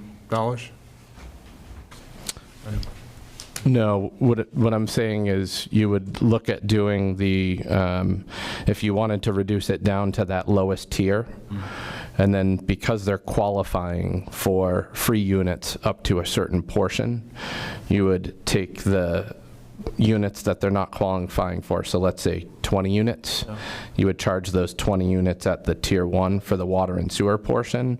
So it's basically $9.64 times 20. Per unit, yeah, okay. Okay, thank you. It's just, again, it's up to the board. It's just a way of looking at it, looking at some of the actions the board's taken in the past and reducing down to the lowest tier. This is a little bit unique because if you go down to the lowest tier based on the program these individuals are qualifying for, that would actually put them at 0. So if you're looking at the units above what their charge would be, or above what their allowable limit is to be at 0, I almost looked at moving it over to the normal or the standard kind of rate and calculating those units for that lowest tier. So just doing the math, for 20 units, is it 20 units overage, right? Over that would be roughly $200, right? And how many units over the typical is this bill? 92, so 20. 20 units. So the typical bill might be 5 units, and this is 25 units? A typical bill is 16 units. This household? Yes, for this household. Okay. So this is 20 which is units below, they still, below that's the still in the, threshold, right. Which is why This is he 36 believed units. that, I'm sorry, go ahead. Sorry, I didn't mean to cut you off. No, which is why her husband thought, no, this is just going to be 0 because it's always been 0. Right, so understandably. So they qualify confused. for that program. It's an elderly billing program. Right. So the bill that's in question is at 36 units? the bill in question is at 40 units. So if you look at the average usage, which would normally be 16, again, that's at that zero charge, I would, you could look at the 40 minus the 16, that's giving you 24. You can then look at that 24 units of billed at tier 1. Tier 1 in the standard. As opposed to it being billed at tier 3 per the bill. Correct. It actually splits between tier 3 and tier 4. Okay. If it were to be, sorry, I don't mean to ask, no, I'm just trying to clarify. If it were to be billed at tier 1, those 26 units or 24 units, what would that cost be? And then what is the delta between the current bill and that cost? Correct. Do you have it? I'll do that real quick. Because that could be a potential basis for an abatement. Yep.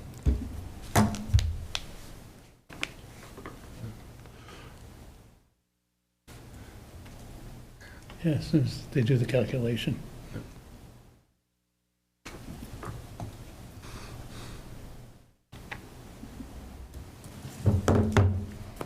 If I may, in the past, the board, when providing a type of abatement like this, has followed a similar approach. It's just, it is more unique in the sense that, in this case, the property owner all qualifies for one of our reduced or no fee cost rate, yeah. program.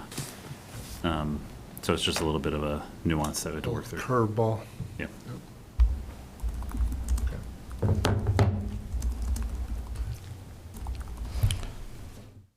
The number is.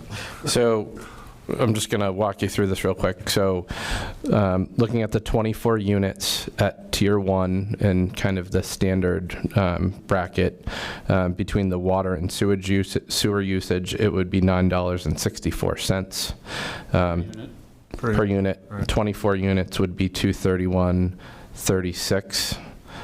The last bill was for $610.96. So if you reduce the $610.96 from the $231.36, it gives you an abatement of $379.61. Total. That's the abatement. That would be the abatement. Right. 60. So 379.60. 379.61. Did you say 96 and 36? 379.61. 61, yeah. No, but the dollar amounts were 61096, 61096. 23136. Correct. So the 6 minus 6 is 0. I think it divides at 1. So it's set 37960. 60, Is yep. what I came up with. Yep. You guys were dueling calculators here. Yep, that's correct. Yep. Right. All right. Might be a rounding thing. So I just have a That couple. being said. I have a couple of questions. Mr. Marshall, did I understand that they've repaired this particular water leak? That is correct. In the board's packet, you did see the repair service from the plumber who came in and completed the work. So that's fine, that's what I thought I saw. But I heard, and you're probably going to have to help us translate, but I thought I heard her say that there's another sink in the house that may be leaking and hasn't been repaired. Is that true? Shut that off. She shut it off. Oh, they've shut it off, okay. That's good. And this is just I live in the neighborhood, so I'm just more curious which house yours is. It's on the corner. It's number one, it says the brick house is the one, are you directly across from the big yellow house? I'm just being curious about which house it is. It's not relevant. Can't hear you. Yeah. It's also, You're welcome. Bruce. So one of the board members was just curious as to which house on Pitt Street is it? It's the first house on the right, not the corner house, but the first house. So the brick house. Is it the brick house? Brick house? The brick house. Oh, yeah, okay. If you notice, the brick house needs, we had to put a new roof on, a flat roof on.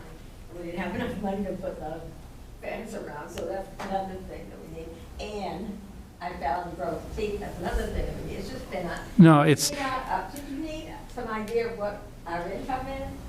no, I'm a, we're just fine. tell her I'm a neighbor. He's a neighbor, so he was just curious. Oh, okay. The brick house. Yeah, okay, good. Been there a long time. Yeah, very nice. Need some work. Her husband is a very nice gentleman.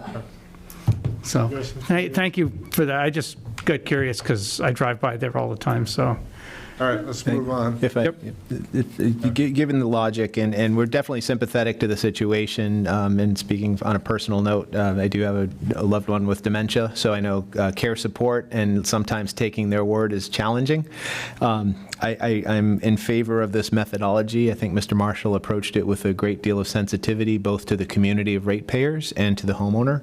I think it's really appreciated that you're, in asking for the abatement, you're also understanding responsibility for it, and clearly you've taken action to mitigate the problem. So for that, I'd recommend an abatement in the amount of $379.60. Second. Thank you, Mr. Joseph and Ms. Coughlin. Let me just ask a question of Mr. Marshall. Is it possible to get a payment plan to help them smooth this out a little, since this is something that was unexpected and probably is taxing their financial? So we'll apply the abatement right away. Okay. We just need to get it to the collector treasurer's office as soon as possible tomorrow. And then we can work with the applicant. Payment plans, we recommend as much as possible to pay as soon as possible because of the potential for just interest payments. The payment plan structure that we have really is just starting to pay down your bill, you still have to pay the interest, so that's just unfortunate, one of the realities of our system. But as soon as we, pending the vote tonight, we will definitely let the collector treasurer's office know tomorrow, and we can apply that abatement to their account as soon as possible. Okay, good. Thank you. Thank you. Thanks for clarifying that. Okay, so we have a motion for abating it by the amount of, sorry, 379.60, or That's, to be. just to confirm, that's the abatement amount. That's the abatement amount for the bill to be reduced to a total of $231.36. $231.36. Okay. All in favor, please say aye. Aye. Aye. And that's a 500. So the board is going to abate your bill. They're going to reduce it by $331. $79.60. $379.60. $379.60 to a new total of $231.36. 36. 231.36. I feel like I'm on The Price is Right. I'm going to have John in our office contact you tomorrow. And let I you can know. hear on the phone. Okay. You have my cell phone number? We do. Okay. Thank you so much, guys. Thank you very much. Have a good night. Good luck. Thank you. And just, Appreciate it. We've never asked for anything from Natick before, so. yeah, your husband, Good. She can't hear you, Rich. Come on. Sorry about this. no, your husband is a very sweet man. I've talked to him a couple of times. Yeah, he is a really nice Okay, person. we're going to move on. We're going to move on to the next topic, which is a vote to rescind special speed regulation for Pleasant Street. Right. That is a continuation of the same topic that we had for, what was that, for Walnut Street? Yes. We've already approved that. So, Mr. Chair, I move to rescind the special speed regulations for Pleasant Street. Second. Ms. Coughlin and seconded by Mr. Sidney. All in favor, please say aye. Aye. Aye. All right, moving right along. Next item is to discuss a need for a special town meeting and scheduling. So, I wanted to frame this discussion so we know what we are going to talk about and are not going to talk about in this section of the meeting. As you know, I'm going to read this because it's a little lengthy, but I wanted to get it all out on paper to make sure we got the comments right. So firstly, as you know, town meeting approved this special act that included amendments A through H and voted to refer amendments I through U in Article 25 and the entirety of Article 26. Town meeting members needed more time to review these articles, and rather than make hasty decisions on town floor, on behalf of the board, I suggested that referral to the sponsor and moving this to a special town meeting could potentially provide adequate deliberation time for CBRC, Select Board, and FinCom to take a step back and examine the proposed amendments. I firmly believe that a special town meeting dedicated to this work is essential for thorough discussion. Trying to do this at fall town meeting was a risky endeavor since it had the shortest review window and this was a complex undertaking. There are many unknowns. I'm requesting stronger collaboration with the CBRC to achieve consensus for town meeting members to consider. I don't know yet what the CBRC's plans are and need to discuss this with the CBRC chair. Let's agree to have open meetings and discussion on this topic. The Select Board had input into the charter amendments but didn't receive final amendments until just before fall town meeting, so could not offer an opinion on these amendments. I'd like for town meeting to hear our opinions on these amendments at a special town meeting. Also need time for the Finance Committee to do its review and prepare for a special town meeting. And we need to assess what the timing impact of a special town meeting will be on the development and review of the FY25 budget. In my opinion, we should be less concerned about how quickly this can be done versus ensuring that the changes are rock solid and don't have unintended consequences. Full, convenient, televised meetings would be a good start. For all these reasons, I'm not expecting the board to vote to schedule a date tonight. So now I will open this up to board discussion. I can start. I know we're not voting in this moment, but I appreciate your statement, Bruce. I desire to have a more collaborative experience. It was my first time, and it seemed like some of you all's first time doing this on this level with the CRBC at that level, for the Select Board. And so I don't have a reference point for what it should feel like or what we should experience, but I would like another stab at it, basically. And so I'm in agreement with this opportunity for town meeting to go back and to, take another shot at this to best understand what we would like, and how we put that forward to the town. Thank you. Thank you, Ms. Poe. Mr. Sidney. Yeah, I was on the working group that was working with the CBRC. And I'm also, having been on CBRC twice before, pretty familiar with the charter and bylaws. I had an okay idea of what changes they were making.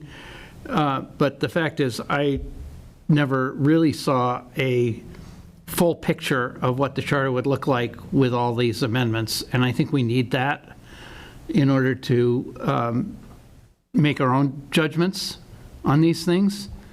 So I'm trying to compile what that looks like from the information I have. I know at least one other board member is also trying to do the same thing. So, one of us will get to this board what the proposed charter looks like, which will be a good thing, and then we can have a discussion. I know I'm not prepared to set any dates tonight.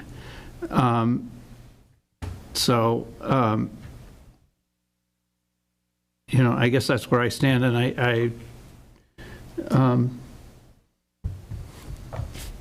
Thank you, Mr. Sidney.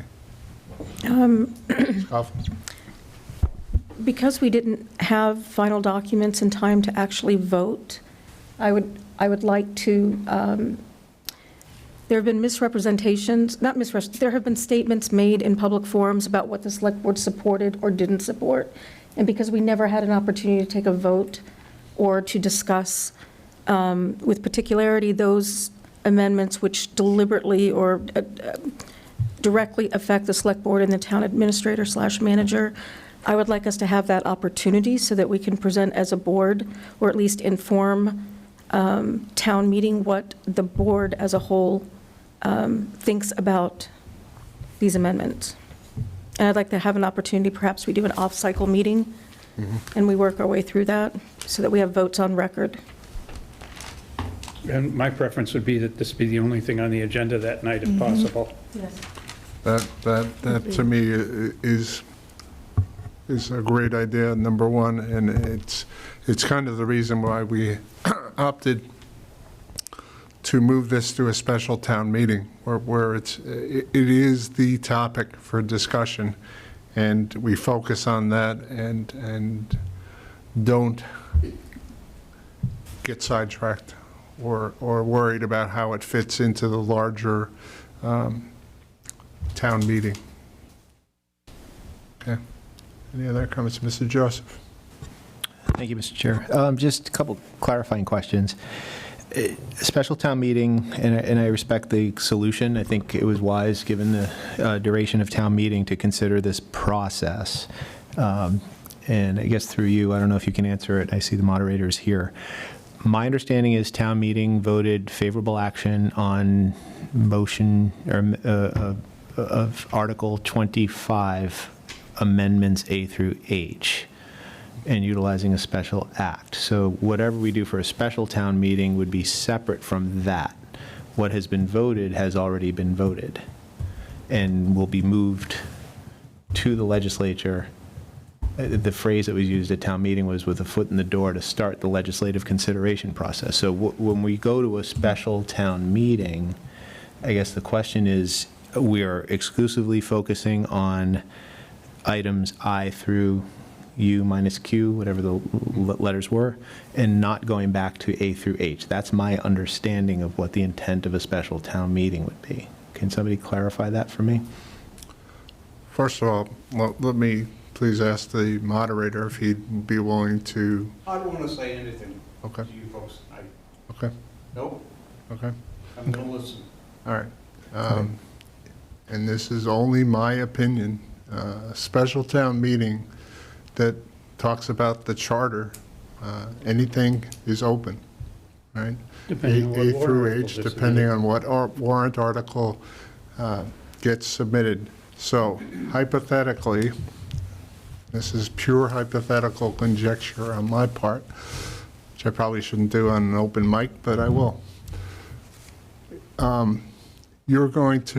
There are two possibilities that can happen. You could get 100 citizens who said, you know, we don't really like one of the previously passed, or one or more of the previously passed amendments to the special act, and we'd like to revisit it. Or we'd like to change that somehow, right? And I haven't written an article on that, but once you have a special town meeting, anything is available on that. This could, and I don't know this absolutely, but my sense is it could impact something that has already occurred, right? You could also have the CBRC come back to us and say, we heard enough questions about Amendment X. No, there's no X, right? So we can say that. Amendment X, that we're revisiting it and we suggest these following changes. That could happen, right? So there are, as I see it, two potential avenues for affecting a change on anything A to H. I don't know that definitively. I will seek sort of guidance on what is and is not possible. Tonight, sitting here, I don't know the answer to that question. Okay. My other question is, I don't know enough about the interpretation of the charter. When a warrant is voted by the select board, historically, we vote what is there. So by opening up a special town meeting, we open ourselves up to other articles being added to it. You know, while we say we want a focused special town meeting, the truth is it's an open process. Citizens could come with petitions, other, you know, administrative priorities could be brought in, so this could become more, even though the intent is kind of to focus on this, but there's a possibility of doing more. That is a true statement. Is that correct? That's correct. And then when the warrant closes, my technical question is, does the board have discretion to accept some of it? It's everything as is, and whatever moves, and then it goes through the FinCom recommendation process, and all the procedures follow the same process as a traditional spring or fall. That's my understanding. Okay, thank you. Okay, well, look, I'm getting to the process stuff. I've been frustrated, and obviously there's been a lot of frustration in the community. I think one of the issues, and Ms. Coughlin hinted at it, and I read through the CBRC's report. I sat in on most of the town meeting nights when this was being discussed. My concerns, and this falls back on this board as well in the whole fall town meeting process. You know, traditionally we have time to decide which articles we want to review and make recommendations on. And while a lot of these, the final wording of the motion for these things did not come in until very late relative to when town meeting would be hearing them, as an elected body that has to act through open meeting law and have that discussion, the practical timing of looking at specific language that was presented in motions was not available to us. My interpretation.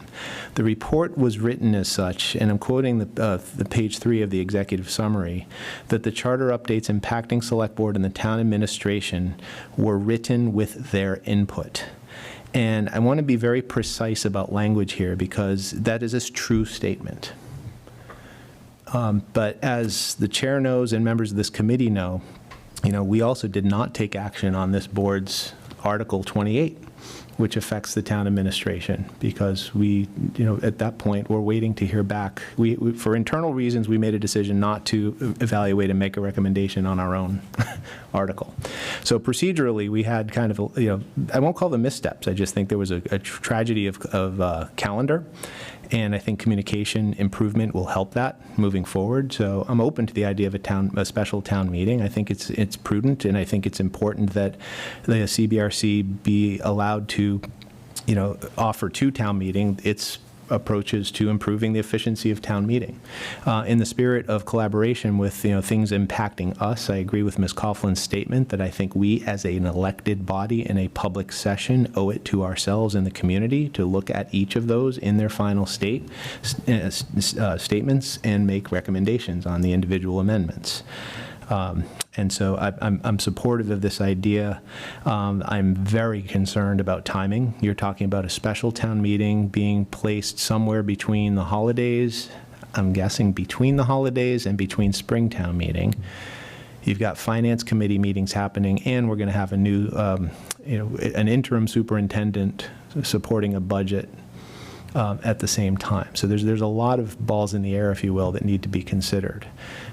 So I think, I want to come to a decision and look at the calendar aggressively. I appreciate you taking that pressure off of this evening's decision, because I think we need to think about a lot what we want to put into the articles. I do ask respectfully that if, we felt the need to place Article 28 on the original warrant, I would like to come back and revisit that and include that in our deliberations. So I'd like to see that re-added to it.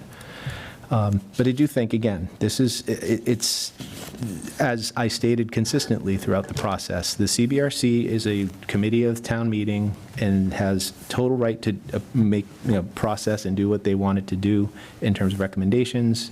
I appreciated the opportunity to have input. I just feel like we didn't have the closing the loop on that with enough language to have a board representation as opposed to members of the board providing individual feedback. And so that's the precision that I think is owed this process. Thank you. Thank you. If I could just quickly comment on that.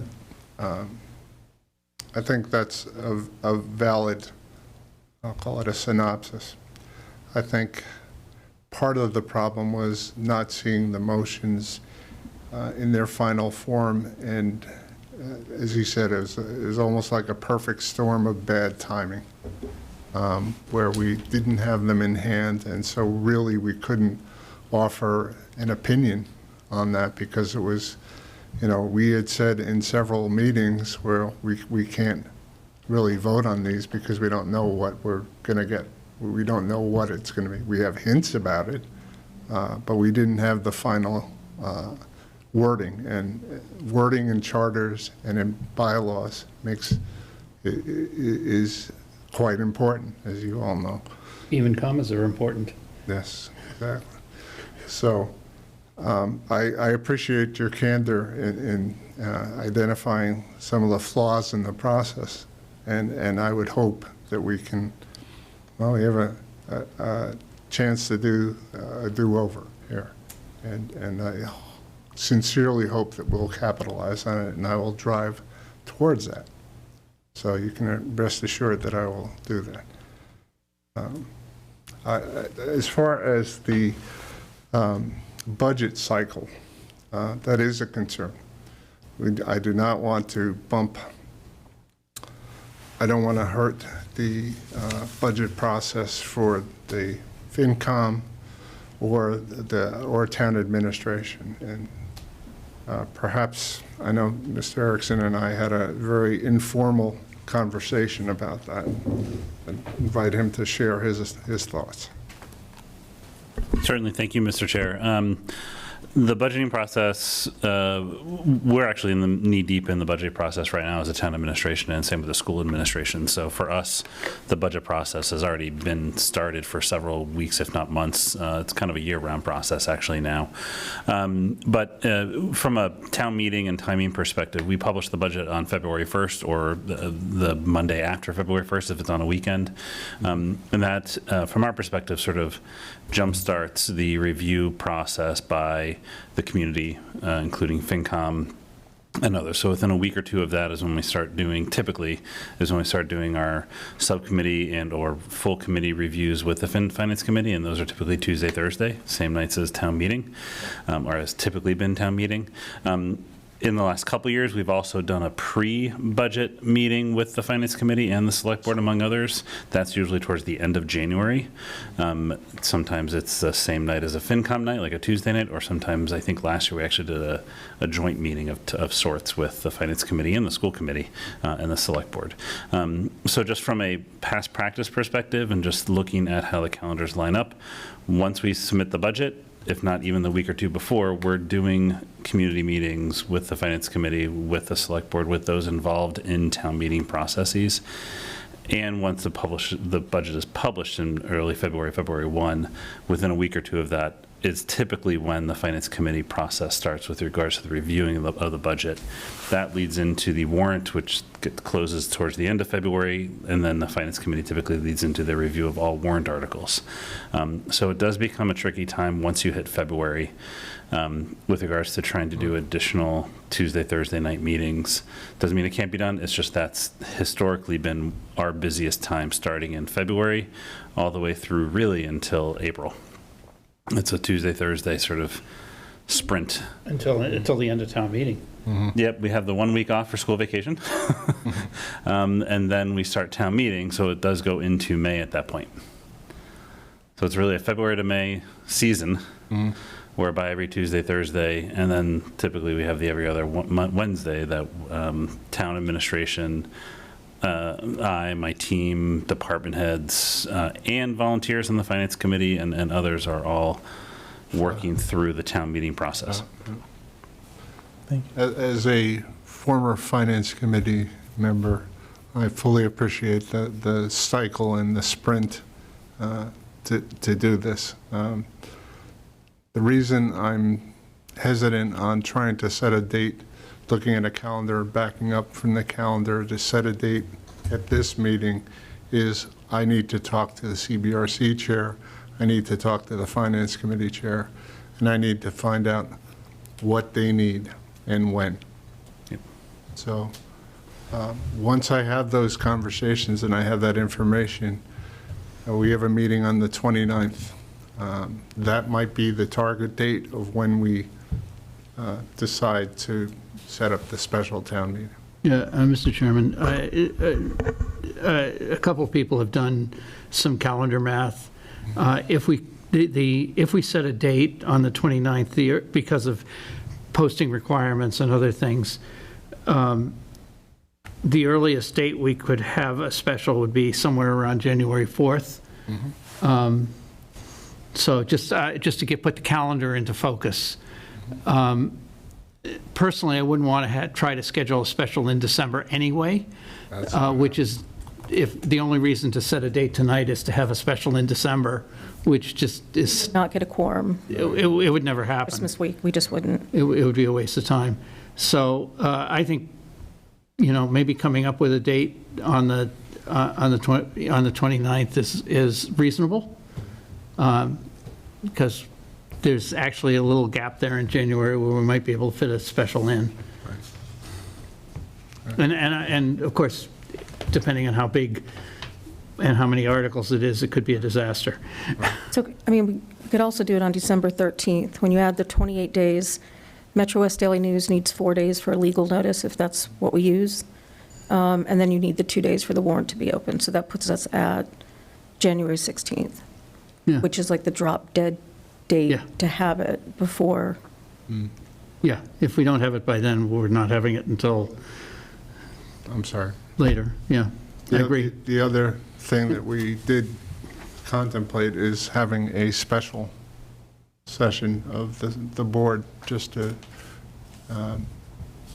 figure out a date. We can certainly consider that as a possibility if need be. And I saw Paul had his fingers up. Yep, yeah, that's fine. I guess while we were having this discussion a couple of times, another shot revisiting. From my perspective, and obviously I'm one of 5, so I'm just speaking personally. I'm less inclined to revisit issues, as we had talked about throughout this process, that are in the purview of town meeting itself, legislative only. You know, in the spirit of what we were looking at, I think it were those things that affected us. Obviously, we have a right and obligation, if we so choose, to look at all of them. In the interest of expediency and focus, you know, my inclination is to suggest that we only look at those things, as we talked about, that affect the select board and administration aspects. It might help us get through it a little faster. I think it'll help rein in the scope. And it hopefully will, you know, help the process move more efficiently, because again, my greater concern is getting through budget season and probably a challenging spring. So. Yeah, I would say, just to respond to that, in my opinion, that's the correct approach. Is it should be select board and town administrator focused. And as time permits, or as inclination of the board permits, there may be other areas that we explore, but certainly the priority is to get those things that affect the select board, excuse me, the select board and the town administrator right. If I may, one other question, and this is probably through the town administrator through you. I know Ms. Loomis did a great job getting some of the zoning bylaws pushed through, and we did have a little conversation about this at the Economic Development Committee most recently about some, you know, now that the sort of set up zoning bylaws were in place, now there's some specific action she might be looking to take. If we were to add a special and focus on accomplishing some zoning requirements, what else would we need just in terms of contemplating calendar if a zoning priority comes up that we want to focus on and add to the special to get ahead of things coming in the spring?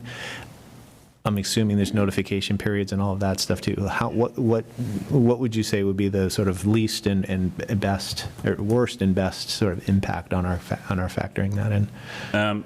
That's a great question. Given Mass General Law requirements for zoning amendments, Chapter 48, Section 5, and our own requirements, the procedural process whereby proposed zoning needs to be submitted to the select board, referred to the planning board needs to hold their public hearing, puts that even also tricky when it comes to the holiday season, because by the time they get the referral to us, the earliest would be the 29th. It's not on tonight's agenda.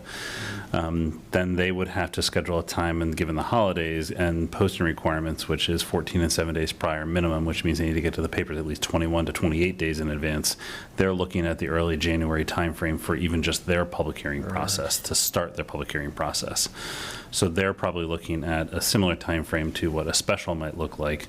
So the reality is that unless it's a February, March, or April special, to get the zoning in place might not be possible for a January, especially considering a special also has a warrant that needs to be set and closed by a certain time. Right. It's not likely. I mean, you can certainly put placeholders, but it's not likely that it'll be prepared for a special.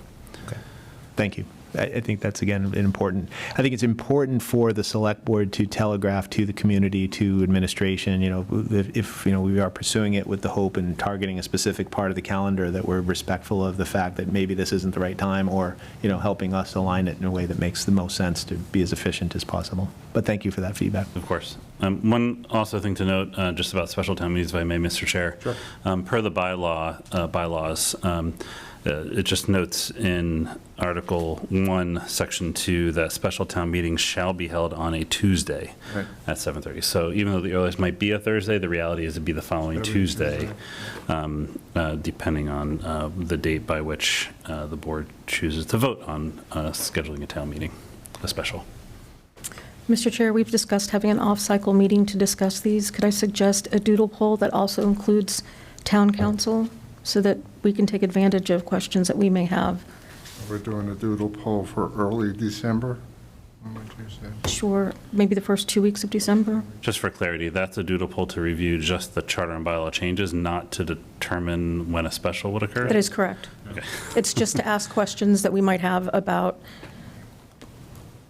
we never had that opportunity. Yeah, no, I understand. I just want to make sure I understand Yep, that's the only reason. the intent of the meeting. Thanks for the clarification. I can do that. If, I guess, based on that question, though, are you suggesting that we won't be able to make a calendar decision on the 29th? Because it seems to me that some of that information would inform what we'd want included in, how we'd want to pursue the special. So if we're going to have an off-cycle, I would suggest it would be ahead of the 29th. I don't know if that's practical, given Thanksgiving, but I guess this is my concern. Or we consider a special and at that time determine whether to do it. I don't think, if we're seeking additional information to give us decision support to decide timing of the special town meeting, that it's illogical to me that it would come after the date that we're thinking of adding it. I think the idea of the special is to actually review the content that we already have so we can inform the CBRC about what our thoughts are, and town meeting, what our thoughts are for whatever special we decide on. I think that the off-cycle meeting is not to discuss the timing of a special, but to discuss the content of what might be in the special. Right. Right. And to just back up a level, we don't know yet what the CBRC is planning to do in this, whether they are going to take town meetings feedback and make some changes, have meetings, and vote on changes. I don't know that. I haven't spoken with the CBRC chair since town meeting, so I don't know what their plans are. I have to find that out, and I can report that back. That's again one of the data points that I don't have right now that I need to have to make an informed decision. So if I may, why don't we just hold on to the idea of the off-cycle meeting, and let's see how things progress with the CBRC chair and the Finance Committee chair, and see what we're looking at. It's a classic, we don't know what we don't know right now. Mr. Evans, could I suggest that we proceed with scheduling it while you work out whatever needs to happen with CRBC and FinCom? We're up against a really tight deadline. Yeah. And given the process since July until the present, we've been up against the deadline, and I don't want to see us in a position again where we have not had an opportunity to ask council questions or to have the discussion. So with respect, I would suggest that we go ahead and schedule the off-cycle. We've got 2 days off for Thanksgiving next week. There's just not a lot of time in the calendar. Yeah, and I agree. I actually agree with that. We have the content that town meeting was presented. If we, have a meeting in December to discuss that content, and we decide we don't like some of it, or we want some of it changed, that gives us something to feed to the CBRC that will help inform them and what they bring forward in any special we choose to schedule, or any, or whatever. So I think reviewing the content we already have is critical. We never had the chance before.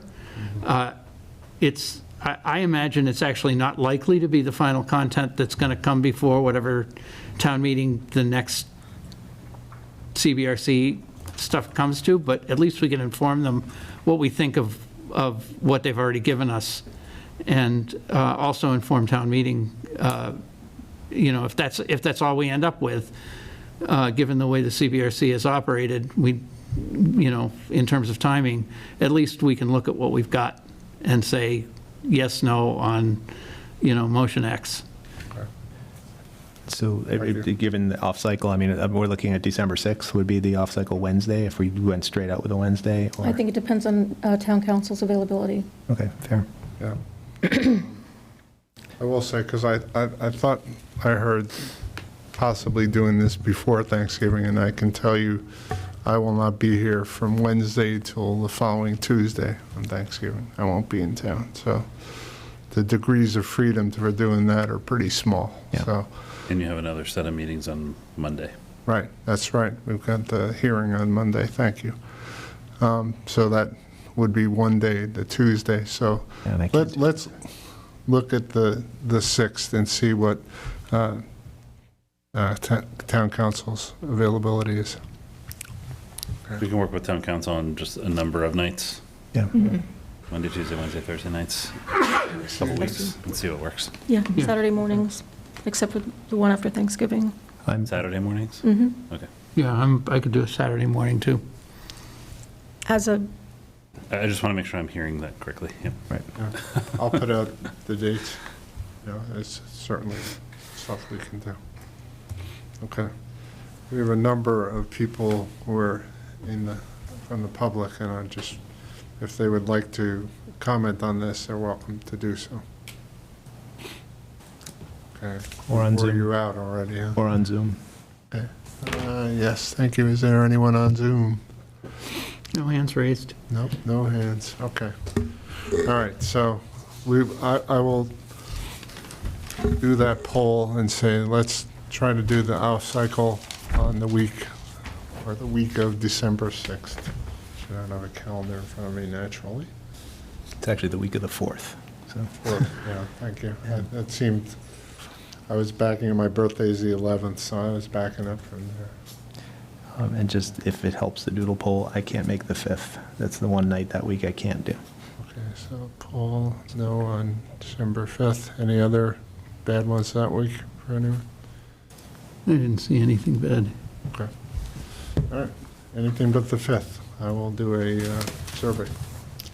Okay, cool. Okay. All right. Moving on. Thank you very much, everyone. Wrong page. Wrong direction. Next is the overnight resident parking in the Pond Street lot and adjacent roadways. This topic is to introduce some thoughts that have been brought up and to be considered by the select board. Again, the board isn't going to make any decisions tonight on this, but we're teeing this up for future discussions. So I will turn this over to Mr. Joseph. Thank you, Mr. Chair. This came about, actually, it's from a couple of different angles. I know the administration has been looking at parking probably since time immemorial. Continuous. Yeah, exactly, which I know is sort of one of the two Ps of politics, I guess the three Ps, politics, parking, and potholes. The initiative here, and really just to get sort of board level view of things that are already happening, and Ms. Loomis has presented, she presented that night at the planning board. There's a project going on at 1 South Main Street to rebuild where the fire was, and that's underway. There's a possibility of that project adding a third story and adding housing to it. And one of the conditions and challenges of building housing in downtown Natick is finding suitable places for people to park. And, you know, we talked about this at the Economic Development Committee, and then privately have had conversations with a couple of property owners and developers in town. And with the amount of development coming down the pike, and I've been really, really impressed with what Ms. Loomis and her team have been doing. It's nice to see a more fully, if not adequately staffed Community and Economic Development Department starting to really hum. Sorry? It's coming a long way. I apologize. No, it is coming a long way, and it's great to see. I think I've always felt it's been an under-resourced department, given the enormity of what it needs to accomplish, which drives our revenue, which helps reduce taxpayers' residential rates. But the issue, if we're going to be adding dense housing, and this is consistent with the MBTA mandate by the state to develop within a half mile of MBTA stations, as well as our own housing plan, knowing that housing is in extreme shortage, we need to more adequately provide for parking for people that will be living and renting downtown. So the thought was maybe we can pursue this through a pilot program of some sorts, and using the current development at Pond Street and prospective Pond and South Main Street, and a prospective development at Pond Street, and some other developments in that general area going down towards Middlesex and the other lot. You know, the idea would be to identify either municipal parking lots, like the parking lot at Pond Street, or perhaps the one behind the public safety building, and street parking, and try implementing overnight parking with, you know, much like they do in some other areas and closer to the city, where from the hours of, say, you know, 8 p.m. to 8 a.m. or 7 p.m. to 7 a.m., we allow for residential and visitor parking overnight.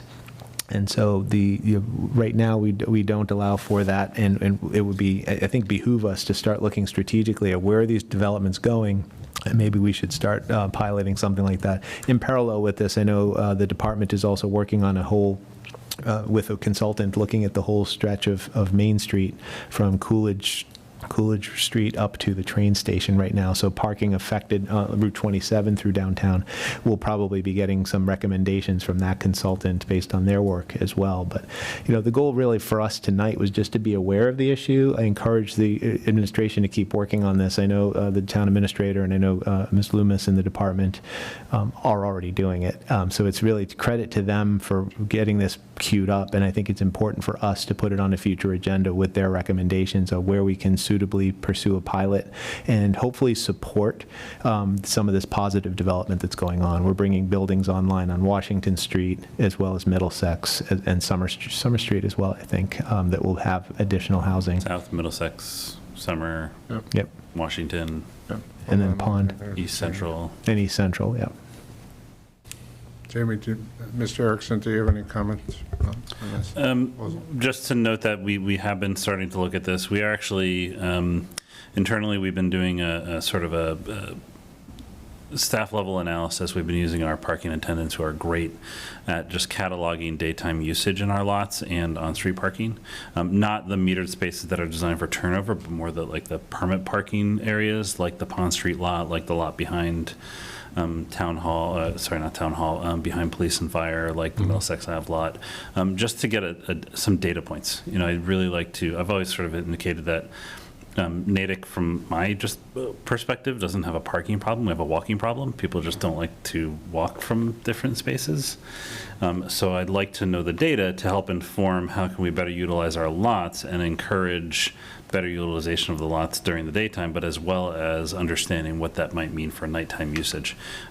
We've started doing an analysis of some of the other communities that have overnight parking for residents.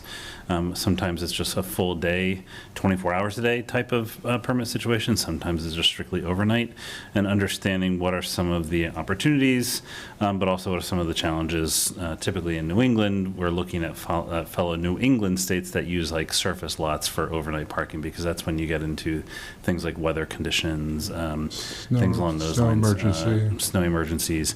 Now those are things that you can plan around and just be prepared for, but we want to know what that means. And we also want to understand how that enforcement works too. So we are going to and have already engaged with our police department, who oversee the parking enforcement officers, and how that might work. So a lot of logistics that need to be sort of discussed and work through.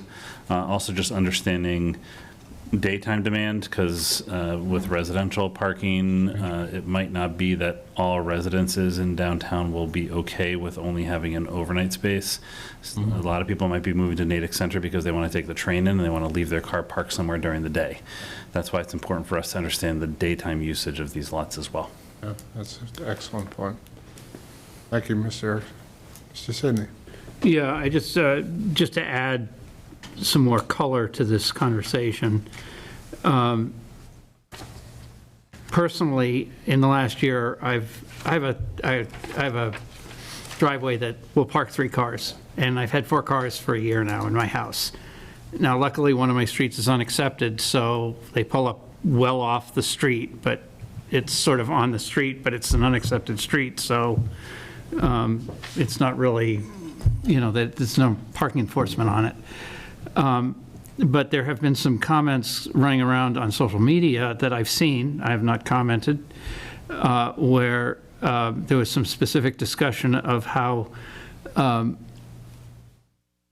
visitors can park, in this particular case on Plain Street, which is a very narrow accepted street with no overnight parking allowed, and also some discussion of inconsistent enforcement on some of these accepted roads, where some people who, park on the street overnight in the wintertime don't get a ticket. And on some other streets, every time they leave a car out, they get a ticket. So I think all of that has to go into this analysis. I'm not saying we're doing anything right or wrong, but, this is, I'm just bring the color that I'm reading about to this whole problem, because it is a problem. Thank you, Mr. Sid. Any other thoughts? All right. Let's table the rest of that for another day. So let's move on. Did you want to speak? Mr. Evans, somebody might want to speak to the issue. That's a Have a seat, please. Thank you. Thank you, Mr. Joseph. You're welcome. Good evening. My name is Rich Schaefer. I'm the attorney for Stuart Rothman, 1 South Main Street, LLC. And the reason why I'm here is because of this my concern is more specific to the Pond Street lot. I've lived in downtown Natick. My address is 1 Lincoln Street Extension. I've lived there for over 30 years.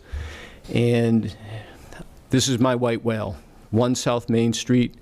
It's probably going to kill me, okay? Because I started off with Dario Tamburini, owning that property at 1 South Main, and we were very close to being able to put a 3-level development there, and there was an appeal that was filed, and that project died. And now we're getting so close because we've been encouraged by the zoning changes to put a 3rd floor on. Everybody that we speak to in the town administration says the 3rd floor is what we need. The downtown needs 3 floors. You got to have 3 floors. It's what the town wants. And I have a client who's dying to put the 3rd floor on, but because of the limitations on parking, there's a serious issue that it's going to be built as a 2-story development, which would be a shame for this town. And before this meeting, I ran down Pond Street on the way down to the high school, and the place was empty. I drove by the Pond Street lot this morning at 8 o'clock. The place was empty. I went to the bank in downtown at noon. Pond Street lot was empty. It's an underutilized resource. And I'm kind of begging because, like I said, 1 South Main is going to kill me. I'm begging that that underutilized resource be utilized. And it strikes me as I've been doing this for 20 years. My daughters are 34 and 32. When they were 12 and 10, I sent them downtown to go after school and take pictures, and they hated me for it, of that lot. And I still have the pictures. They're 20 years old now. It looks exactly like that lot that I saw 3 times today. I went there this weekend. It was empty. So I'm dying to hear what Mr. Erickson's data points are. But I'm telling you, we're dying for 6 spaces so we can put a 3rd floor on 1 South Main and get this to what the town needs. And so I'm kind of begging this town to look at this underutilized resource and see how it can be used. And frankly, I want it used for my client, but if it can't be used for my client, I still want it used. So I think that it's a great idea to look at all the resources, but that specific resource has not been used for 20 years, and people have been complaining about the limitations of parking in downtown Natick for that whole time, and it's been empty the whole time. So please, put some thought and effort and try to do it expeditiously so we can get a 3rd floor of residences on top of 1 South Main, so we have a 3-story building like this town deserves. Thank you, Mr. Schaefer. Appreciate your comments. Mr. Chair, I have a question for Mr. Erickson. Or anyone who knows this, does the adoption of the MBTA Communities Act, where we have multifamily by right, eliminate the parking requirement? No, not the act itself. That would have to be a local choice. We would put parking as part of the zoning requirements in that zoning. It's just the use is allowed by right. It doesn't say anything really about the parking requirements. Right. It's kind of short-sighted, isn't it? I mean, if we're going to have to, not we, but if communities who adopt MBTA Communities Act are required to build or identify a zone by which multifamily is allowed by right, and it's calculated at the state level in terms of the area that they expect. I understand they're not enforcing that area. But if there's not land for the parking, it seems to be a bit short-sighted on the state's part. Am I not thinking about this right? Well, so the way the state has structured the requirements is they have a requirement of number of units per acre, which when you formulate that into a development project, typically then leads to how a parking requirement would be met. Okay. Might, depending on obviously how the community interprets that and how that what they do from a zoning perspective, it might lead to podium parking. It might meaning you build parking in the first level or two of the building, and then the above floors Or under. are residential, like underground. Sure, okay. In a big enough lot, you might have enough for surface. In some areas, they might only require zero, like Cambridge has zero parking requirement Right. for multifamily housing. Some communities have gone down to, we've actually in Natick Center have gone down to one per residential per, unit. So that just even 5-6 years ago, it used to be 2 for a 2-bedroom, 1 for and 1.5 for I think a one. It was a odd. There was more. More, yes.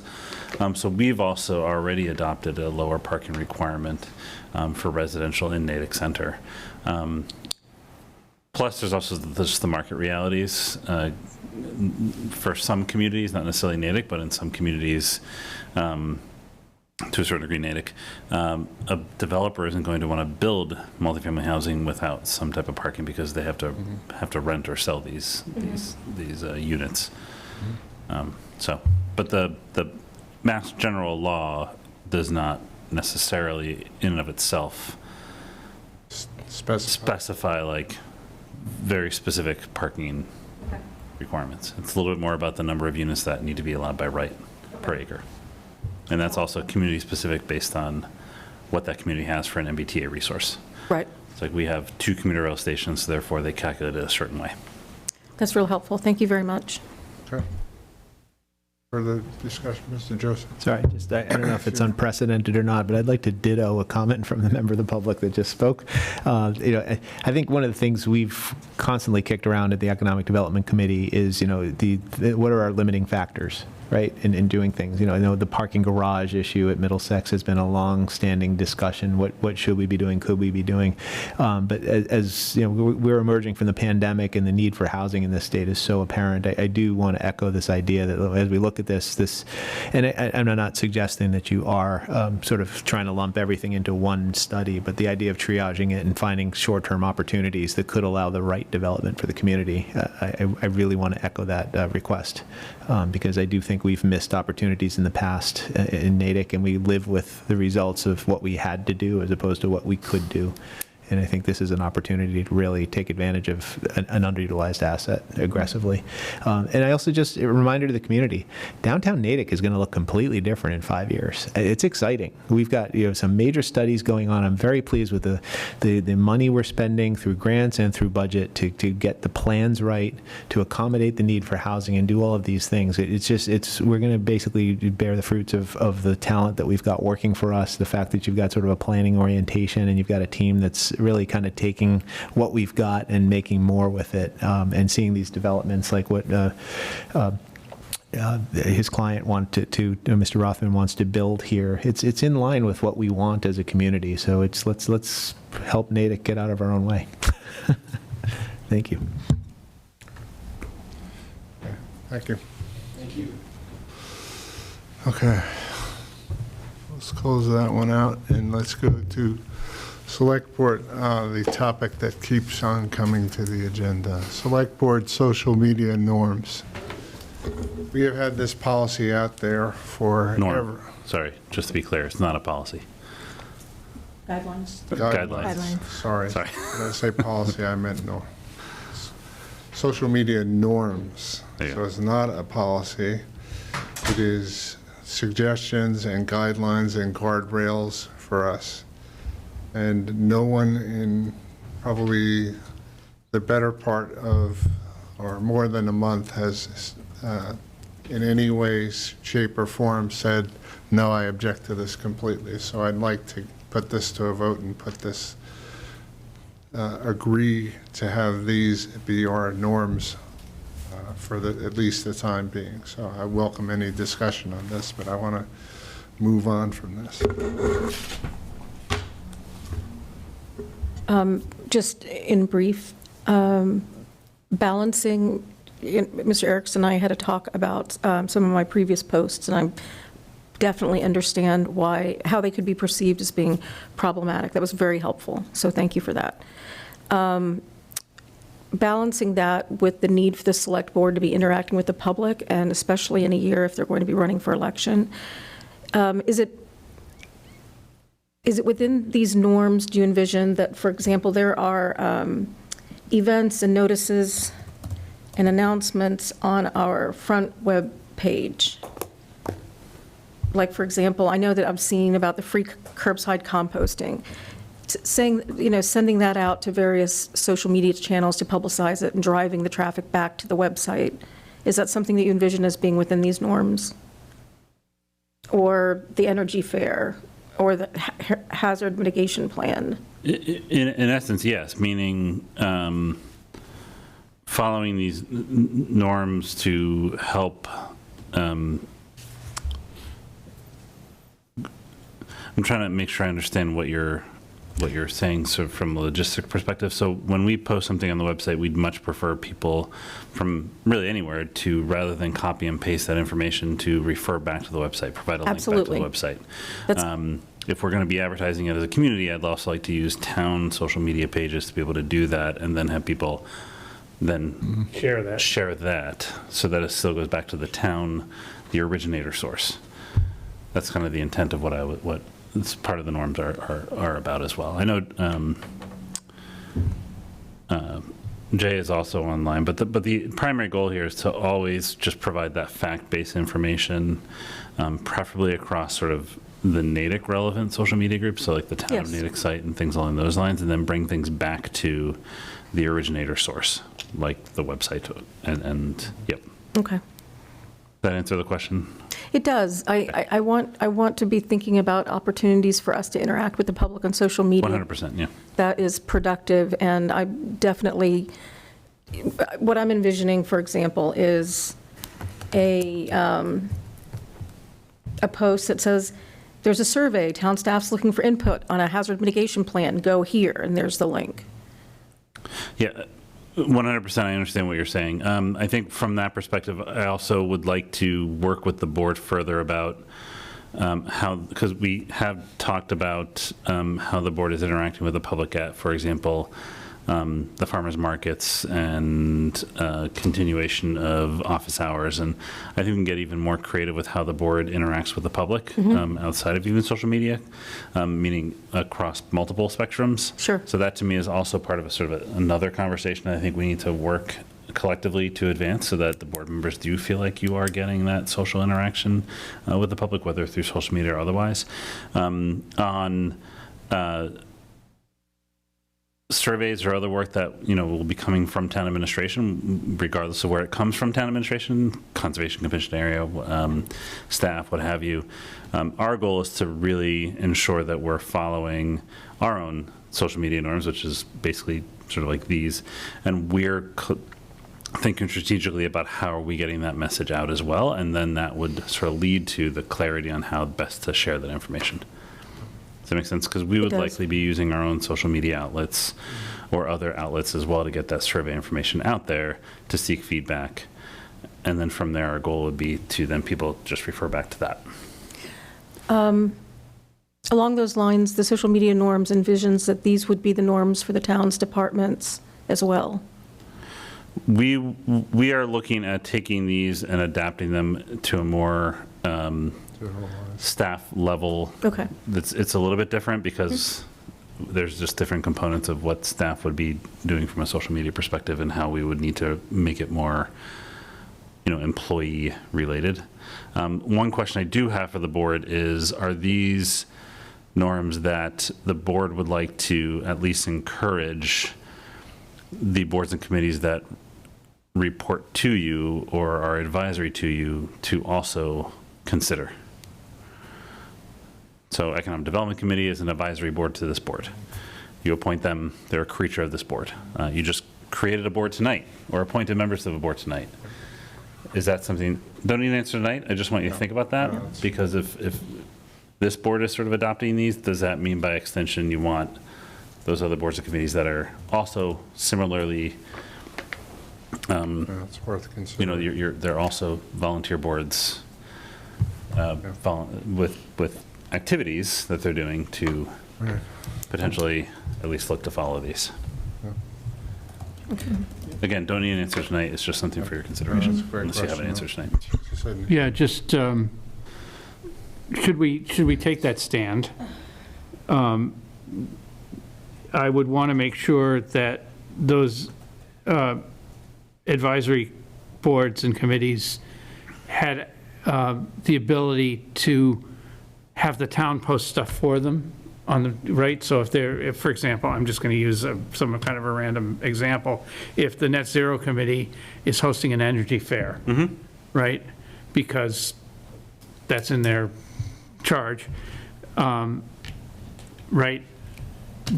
They should have access to something on the town, some staff on the town, to do the initial post that they can then share. Well, we have that now with Jillian Wilson Martin. No, but and that's just an example. I mean, I'm just because saying.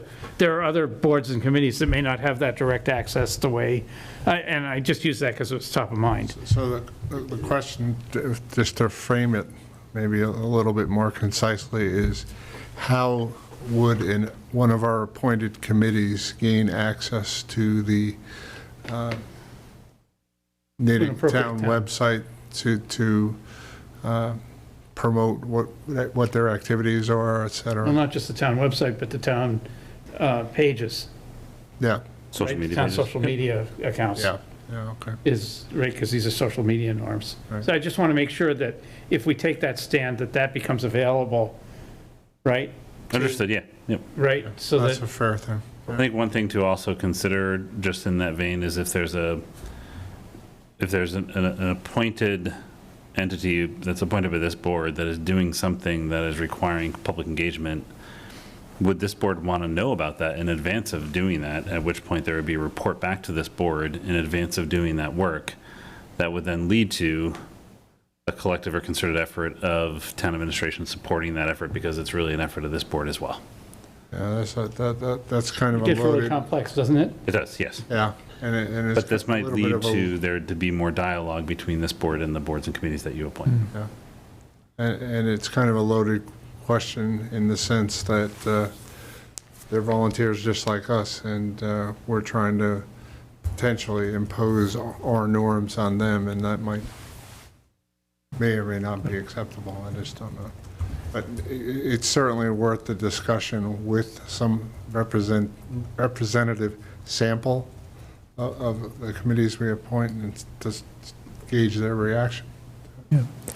I agree with what you just said in conclusion there. Personally, I think less is more with all this stuff. With the bottom line is I think it's important when we're appointing people to these committees and we kind of revisit the charges, to add communications, to add accessibility, to add equity. When we start thinking about how they're operating, who they're using in terms of, looking for associate members or task forces, we should have, broader norms. And this is one subset of communication norms. I personally don't have a problem with them doing their own posts. I think to ask town staff to do it for them is a burden that we don't necessarily have to, but in some cases it might make sense. I can see, for example, and use the Economic Development Committee as an example, if a member of the EDC says something in comment about a particular corporate member of the community, that could be interpreted as a major negative, right? And that could put the town in a strange position. So I could see as a select board with them being advisory to us saying, look, don't comment on specific projects, don't comment on specific things. It's a judgment call at the end of the day. And to your point, we're all volunteers. So I think it's just important that we do it eyes wide open. And I think the more we give guidelines and norms and encourage good behavior as opposed to try to control, you can't control social media, right? The best thing you can do is encourage and support best practices, in my opinion. I mean, I'm sitting next to an expert, so we can only control our own All right, posts on so social media. let's move on. It's already past 10, so let's, thank you. Second. your mic's not on. Thank you. I move to accept the social media norms as norms for the select board. Second. Seconded by Mr. Sidney. All in favor, please say aye. Aye. Aye. 500. Moving on. Select Board Policy Review Update. So I'll keep this briefer than I had intended, given the time. I had an example that I can send via email so that you can review it on your own time, and we can bring it back at the next meeting or a future meeting.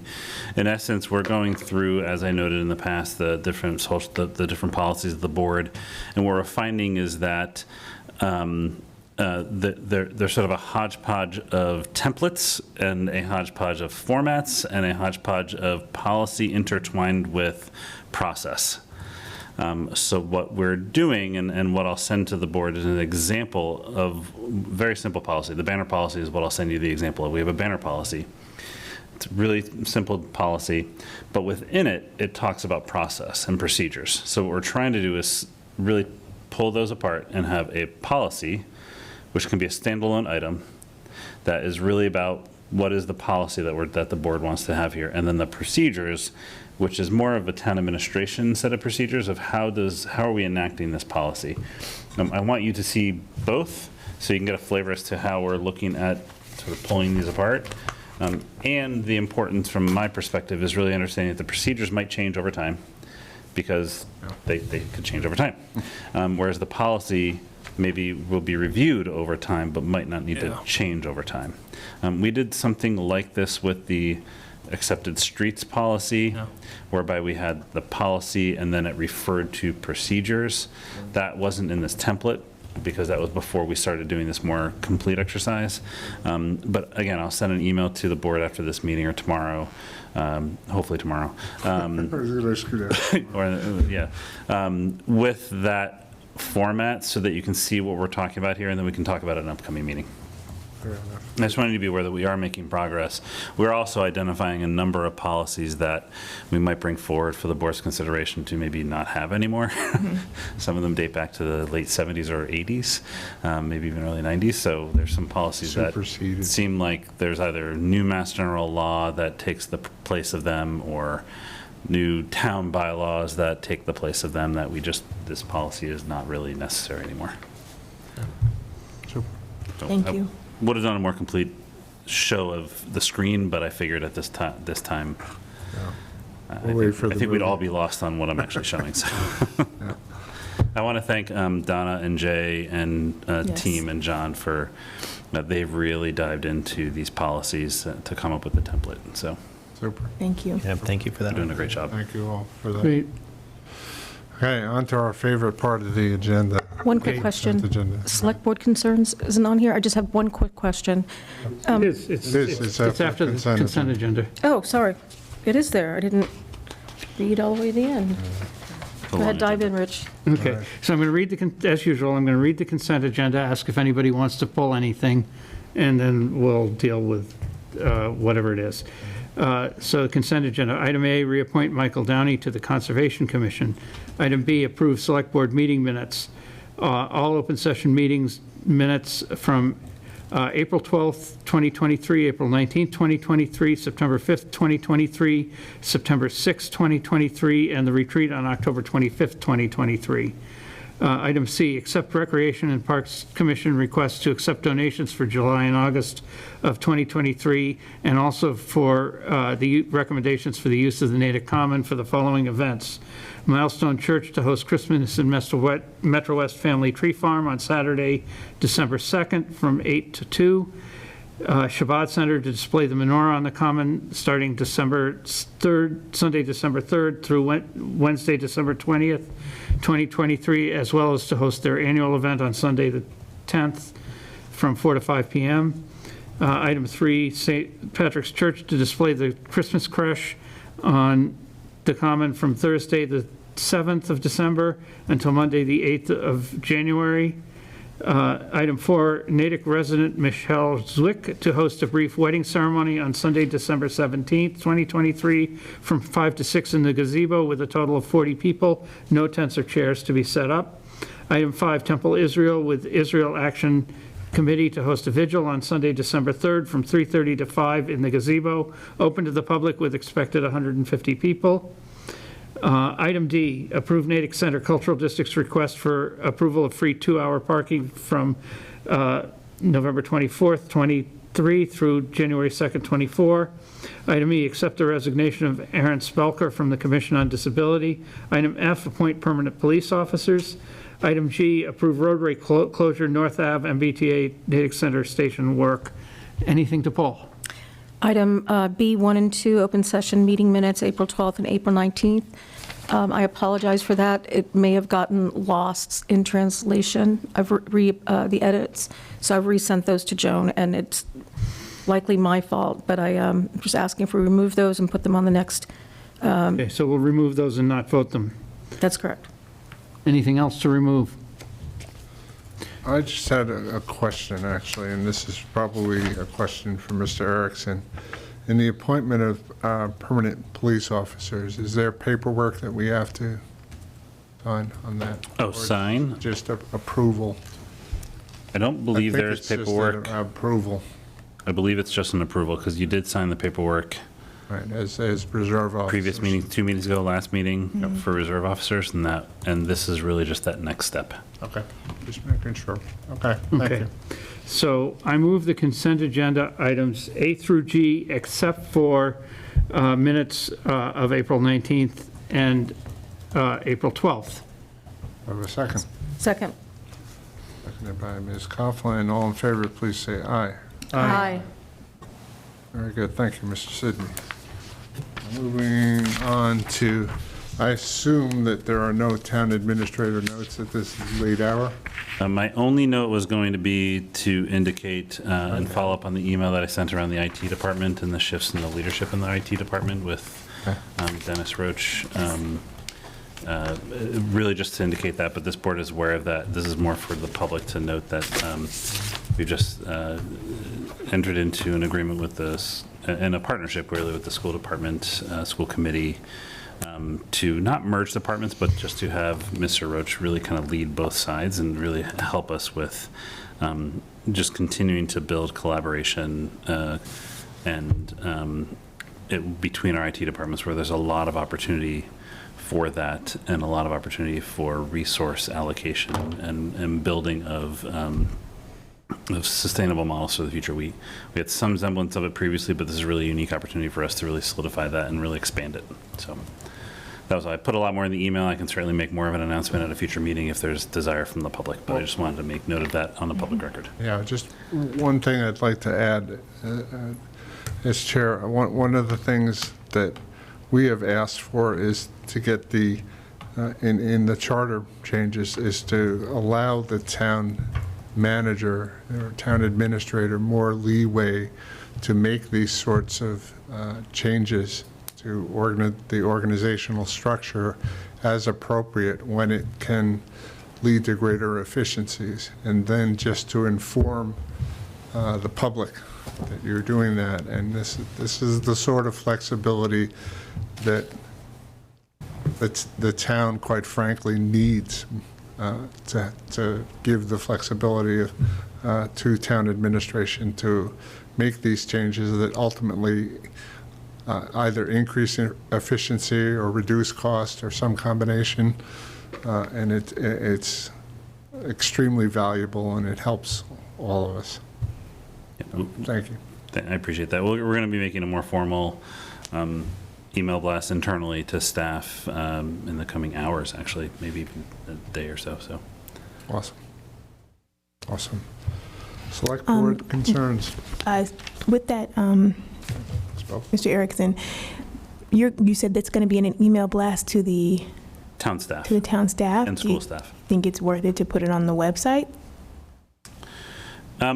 We'll make, we first like to get the notification out to town staff, and then we can certainly work to. And the reason I say that is because you said, you may want to share it in a larger way to the town, and that could be a way is to just put it on the website. Yeah, I mean, the IT functions are an internal facing function, so we really think it's most, from my perspective, it's really important to make sure town staff feels involved and absolutely informed. But we will certainly make website adjustments and make sure that it's known that way as well. Okay. I think it's a less public-facing entity. Not to say that it shouldn't be more broadly shared, but I appreciate that. Yeah. Yep. Thank you. Good suggestion. On to select board's concerns. Ms. Coughlin, do you have one? I just have two questions. They're not a concern. I was unable to quickly find when the fire chief's contract is up and when the police chief's contract is up. Certainly. So the fire chief started on July 1 of not this past year, but the year prior. So he's about a year and a half in, or coming up on a year and a half in, and he has another year and a half. So it'll be June 30th of 25 when his would expire. So It's he has a three-year three-year contract, Yep. okay. The police chief was a 5-year, well, I believe it was 5-year, but I think it might have been just shy of 5 years because of his birthday. He aged out, or he ages out at the end of his contract. So I don't know the exact date. I should know that because it's his birthday, but I'll wish him a happy birthday on that day. But his also started on that same July 1 of not 23, but 22. So he's about a year and a half into a roughly 5-year contract. So he has about 3.5 years left. Okay, I want great. to say it was like April. Might have been, yeah, I think it's April-ish, maybe mid to late April is when it ages out. I So it can't doesn't believe go you all the don't way know to June that. I'm so disappointed in you, Mr. Erickson. I'm trying. I know. All right. Anything else? I just have a question. Are we planning to schedule select board hours at the winter market? Yes, at some point. Okay. Not urgent. Maybe put that on the November 29th. It's not urgent. It just would be nice. Bruce, would you like me to go and put a schedule for you to review and circulate? Review, edit, and circulate? Sure, why not? That would be great, thank you. Sure. Thank you. And Anything else? I'm sorry. Anybody got anything else other than a desire to close the meeting? Move to adjourn. I'll give that to Catherine because that was a simultaneous by everybody. So moved by Catherine, seconded by Mr. Sidney. All in favor, say aye. Aye. Aye. Anyone else who wants to stay, you're welcome to do that till 11. Thanks very much for sticking with us tonight. Good night, everyone.